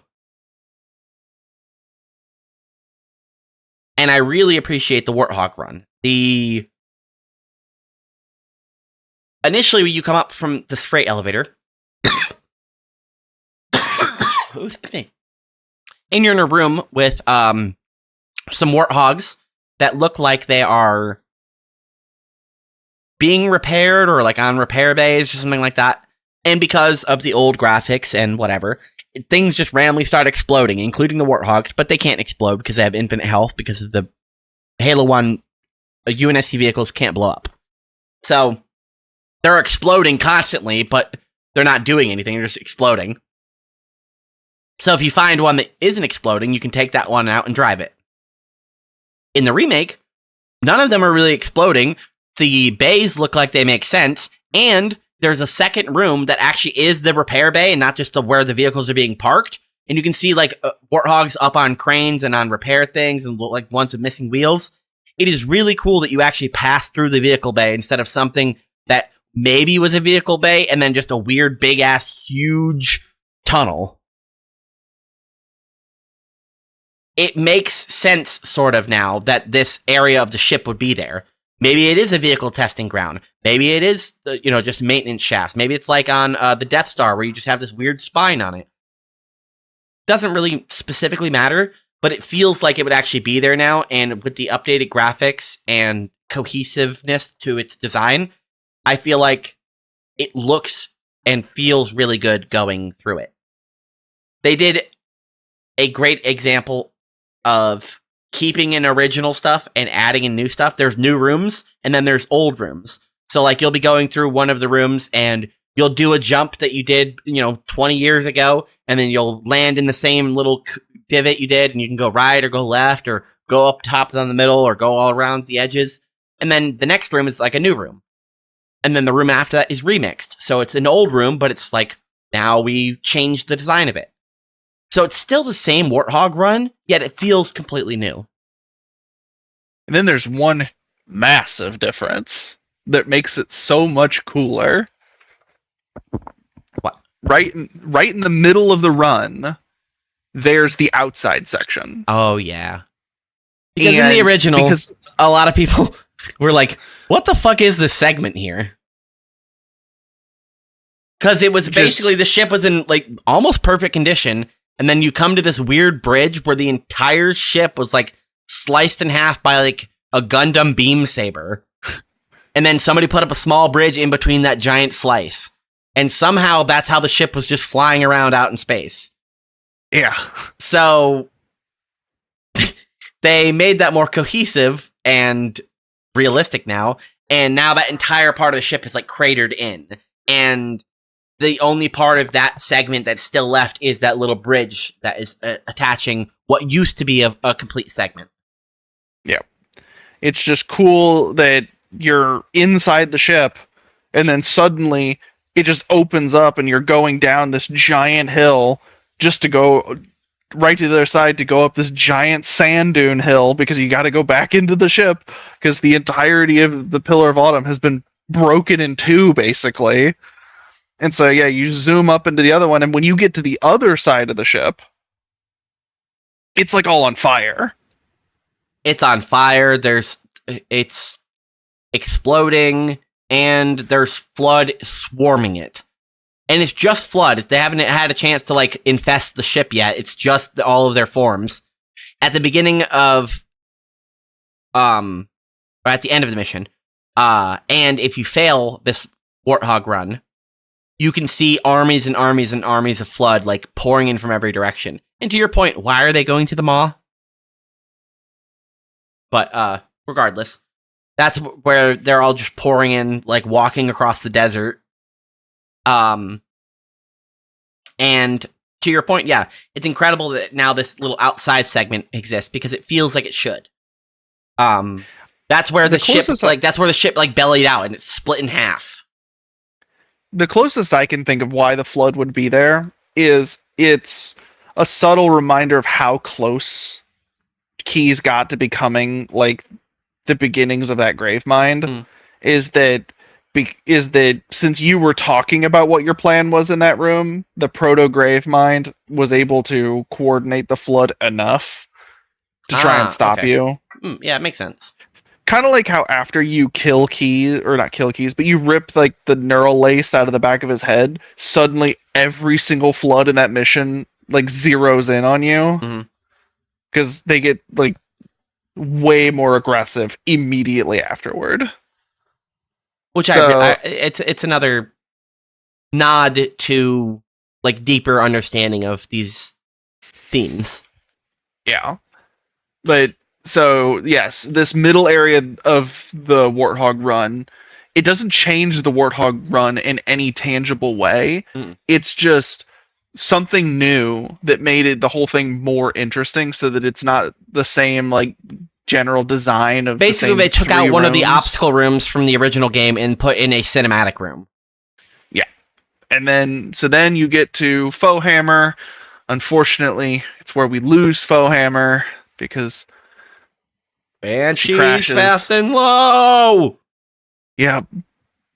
To be honest, I always know it's going to happen, so I'll watch it one playthrough, and then every other playthrough I'm like, that's okay, exactly bye, what I did. My first Warthog run, I sprinted all the way to Foehammer, and I stopped and I watched her die, and I'm like, oh, that's so nice. I'm never going to see this again, so bye.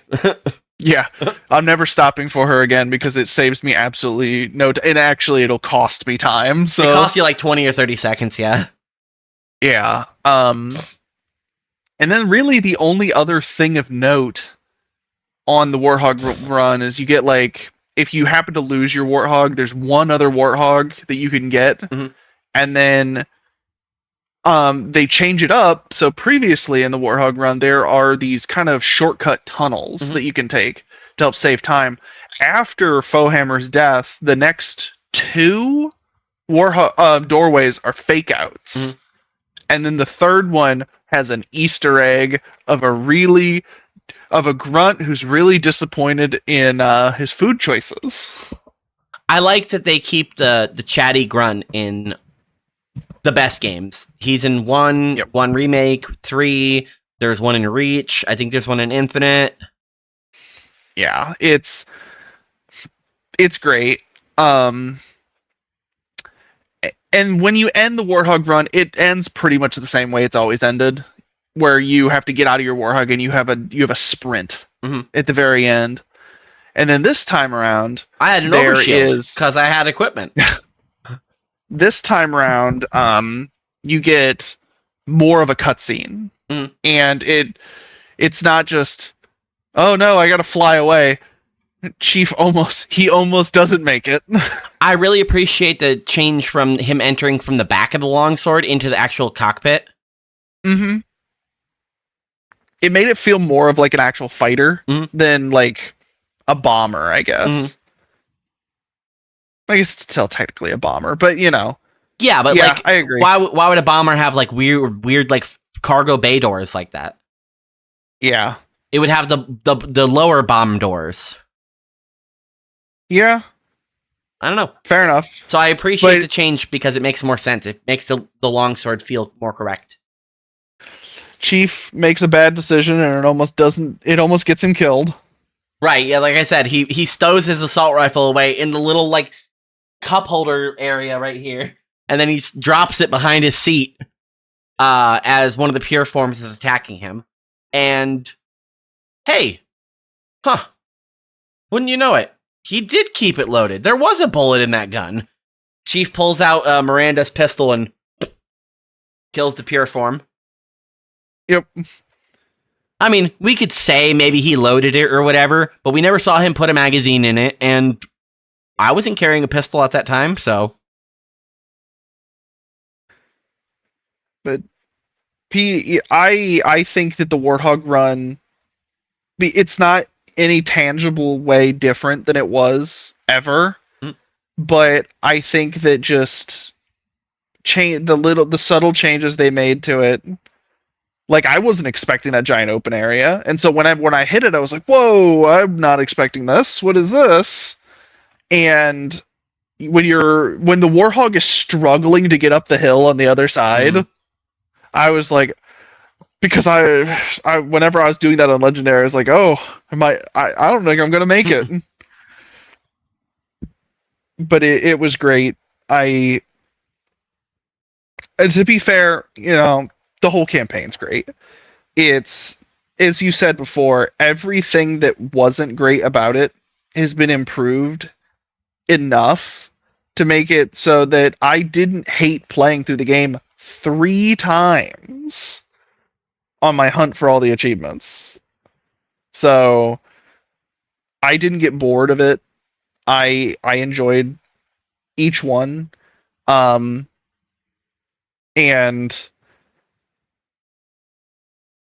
is in all Halo games, it's got a legendary ending, and they didn't cop out and copy the original one, so that makes me happy too. I think I saw a spoiler of it earlier, but not the whole thing. So I will spoil it for you. Yeah, I'll let you reward myself and check it out. Yep, it's a good one. Yeah. The only without actually spoiling anything in it, it does 100% look you right in the eye, wink, and say, "Guess what? Halo 2 remake is coming." So, which the thing that's not legendary ending that I guess we would talk about is that there is an after game cutscene on all difficulties post-credit scene. Yeah. I also which is not a new cutscene. It's backported from the CE anniversary. Yes. One thing I did learn is because I didn't check it out in game, but the OG Easter egg, the song "Siege of Madrigal," yes, on Assault in the Control Room, is not in its original location. It's not. It plays. It's not there, or because I was looking for it. I went to go look for it because, of course, and then it wasn't there, and I thought maybe I just found it wrong or whatever. I was like, okay, whatever. And then I came back to Two Betrayals, and I'm like, okay, of course they're gonna put it on Two Betrayals instead of Assault in the Control Room. And then I went to go to the place, and it's out of bounds. It plays late in the credits. It is the last. No. Not only is it play at the end of the credits, it is the first time they have a Siege of Madrigal extended cut. It is not the 3 or 4. I don't know how music works, like stanzas, bars, verses, whatever it is. Well, yeah, whatever. It only goes like 4 of those in the original song. It's only like 1 minute and 58 seconds. But in the credits at the end of the game, as a reward to you, you get to hear it in all of its glory in an extended, beautiful cut. And it will play until literally the ending second of the cutscene. Or of the credits. That right there for me shows that someone has ball knowledge. It's got to be more than one people. But yeah, definitely. Whoever did that was like, no, don't put it in the game. No. If you want it, you have to find it. And you can't miss it if you're looking for it. Yep. Because the last time I personally recall it being in a Halo game was back when Bungie was still making them. Halo Reach. Mm-hmm. Mm-hmm. Yep. The Siege of Madrigal, Club Herrera. And Never Surrender, which is so weird. I was talking to a friend about it. Never Surrender is a soundtrack exclusive, like a CD exclusive for the Halo 2 soundtrack. It doesn't play in the game ever. There's literally no way to get it to play. It's not even in the disc files, I'm pretty sure. Yeah. It's just a like weird club remix of different voice lines and different themes throughout this thing. But what's even more interesting and is almost all of the audio comes from Halo 1, not from Halo 2. The only real thing that comes from Halo 2 is the guitar riff in Never Surrender. So they did all Halo 1 shit, threw a Halo 2 guitar on it, threw it on the Halo 2 soundtrack, and then didn't release it in-game until Halo Reach. That is a weird Easter egg song. Yeah. It's a good one, though. Alert. Tekken and Covenant movement. It's really good. When I found out that they put Siege of Madrigal in this game, I was just, that's complete. That is the cherry on this sundae, the icing on the cake. It was just, it just made me appreciate that there are people there that have shown that they care. Maybe the corporate side of things doesn't, but the people making the game do. They still care, and they showed it to me. And that's what I was asking. I just wanted to know that you guys know what made Halo 1 special. And I think they do. They'll never ever recreate, because it's impossible. You can't go back in time. They'll never create, LAN parties and people bringing over thousands of pounds of equipment to go hang out with their bros and, playing Halo for 12 hours at a time. They won't be able to recreate that. But you know what they did? They recreated the campaign. And it felt just as good as when I was a kid. It kind of sucks that what I'm hoping is a vocal minority of people are so unhappy about such small aspects of the game that they seem to want it to fail. Why? Because if you're a fan of Halo, you want it to succeed, because if this game doesn't do well, then what gives them the incentive to make another one, let alone a new game, not just a remake. Mm-hmm. And I believe they've proven to me that they could remake Halo 2, not just with pretty cutscenes, that they could actually do it justice. And I really hope deep down that we get a Halo 3 remake finally. I deserve it. And I don't need these games to have multiplayer. No, that's fine. I've seen so much people bitching about it. I'm like, who cares? Go play Infinite. Go play MCC. You have every single Halo game at the touch of a finger. Just go play that. My whole deal with multiplayer is that I feel like we're so beyond the time when that was as important as it was. And even in Infinite, they're still trying to hold on to this e-gaming scene with it.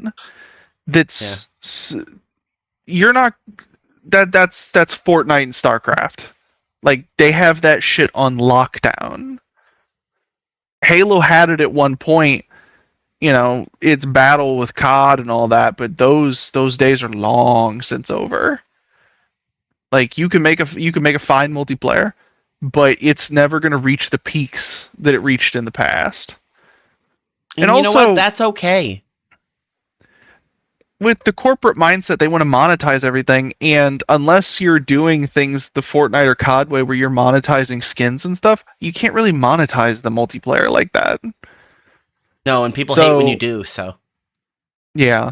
I would just prefer that they put all of their eggs in a campaign basket and deliver something to the quality that they did of Halo Campaign Evolved. Just make it complete and go on. I'm not waiting for DLC. I'm not waiting for any of that. This was a complete game. It functioned. Not a single time while playing it, did I ever have a game-breaking bug, a crash? I had exactly one crash and one failure to launch because of software. Well, I mean, I guess I did have a crash. My GPU kind of died on me, but yeah, I don't actually blame Halo for that. Right. But yeah, I'm satisfied. I think that's all that we were looking for. I just wanted to be satisfied. I just wanted to spend my money on a game and not regret it. Yeah, I sure don't. And to support Halo Studios and to vote with my wallet, I will be buying a second time on PlayStation. So when you come over, we can play it, and I can play it with my girlfriend. Hell yeah. So I think that pretty much culminates everything that we have to say about it, without repeating ourselves or backtracking on stuff. But on the show, we usually end with plugs, but I know you don't really have a social media presence, so nothing really to plug. So we'll go right into our last segment, which is, what was your favorite part of Campaign Evolved? My favorite part, favorite aspect, the favorite thing about it. I think my favorite thing about the whole cohesive experience was that every mission had something that surprised me. Something I wasn't expecting to see, because the state of gaming right now, I expect to be disappointed, and I knew that going into this, that it was probably going to be, this is how they're going to make money so they can make the next Halo. And I loaded it up, made it through the first mission, and was already like, okay, maybe this isn't what I was braced to experience. And then you get the little details, and it just kept building and building and building through the experience. And I felt that as a fan, someone somewhere in that studio appreciated my time and my nostalgia. So yeah, I think my favorite thing about the game is that there wasn't a single mission in the entire game where something didn't surprise me in a positive way. That is very well said. And I think I'd be hard pressed to find something besides that. I'm glad I already had an answer, because wow, that's a good one. But I want to say my favorite part is how well what was reprised. I was sort of expecting Steve and Jen to just come in and read the lines again, you know? Mm-hmm. And I didn't even really think that they were going to do that. I just expected MP3s to play again, you know? Mm-hmm. Those two dedication to the franchise is something that I really hold dear, because if Cortana got recasted at any point, it wouldn't be the same. If Chief was a different guy, it wouldn't be the same. And it's possible to continue without those characters, but not in Campaign Evolved. So all the major characters coming back and being brand new versions of themselves is what I love so much, because it feels like somebody cooked me my favorite meal with brand new ingredients that I didn't know were in there. 343 killed it. The new Johnson is incredible. Keyes is awesome. And Jen as Cortana and Steve as Chief just knocked it out of the park. Every single time they spoke, I was like, this is what I'm talking about. So, the reprisal of the roles is my favorite thing. They knocked it out of the park, and I didn't feel like they were just doing a job. Phoning it in. Yeah, because I've heard both of their cameos, and they do great on Cameo, but it's not the same. You know, they're not working on Halo. Yeah, and they don't also have Microsoft Studios behind them with billions of dollars of equipment. But yeah, I would say that's my favorite thing. So I would also agree with you that every single time something new or different happened, it wasn't like, oh man, it was, oh, huh, okay, cool. I don't recognize this. I like that. Yep. Never being worse, always being the same, and then a little bit extra. It was great. And as we, the only re-step I'll make is that comment I made to you. For every one thing I can complain about, I can find 7 things that had me hyped. We didn't even talk about how good the new weapons are. Like the new shotgun is I think it's probably the best shotgun in the franchise. It's so fun and good. The Sentinel Beam's so good. The pistol is good. The sniper feels a little underwhelming, but it's a laser beam pinpoint click scan machine. And that's what it was in the Halo 1. It fired steam bullets at people and they melted. That's what it did. Yep. So yeah. If you have made it this far into the show and you haven't already played Campaign Evolved and you're a Halo fan, those are the things. Go play it. If you were worried that you wouldn't like it, if you were worried they were going to ruin it, if you were worried it wasn't going to meet your expectations, it will blow you away. It is absolutely worth the price tag. And if you don't want to buy it now, wait a couple months and I'm sure you can get it for $20. So, I would like to thank everyone for joining. Until then, we'll see you next time. Bye, everybody.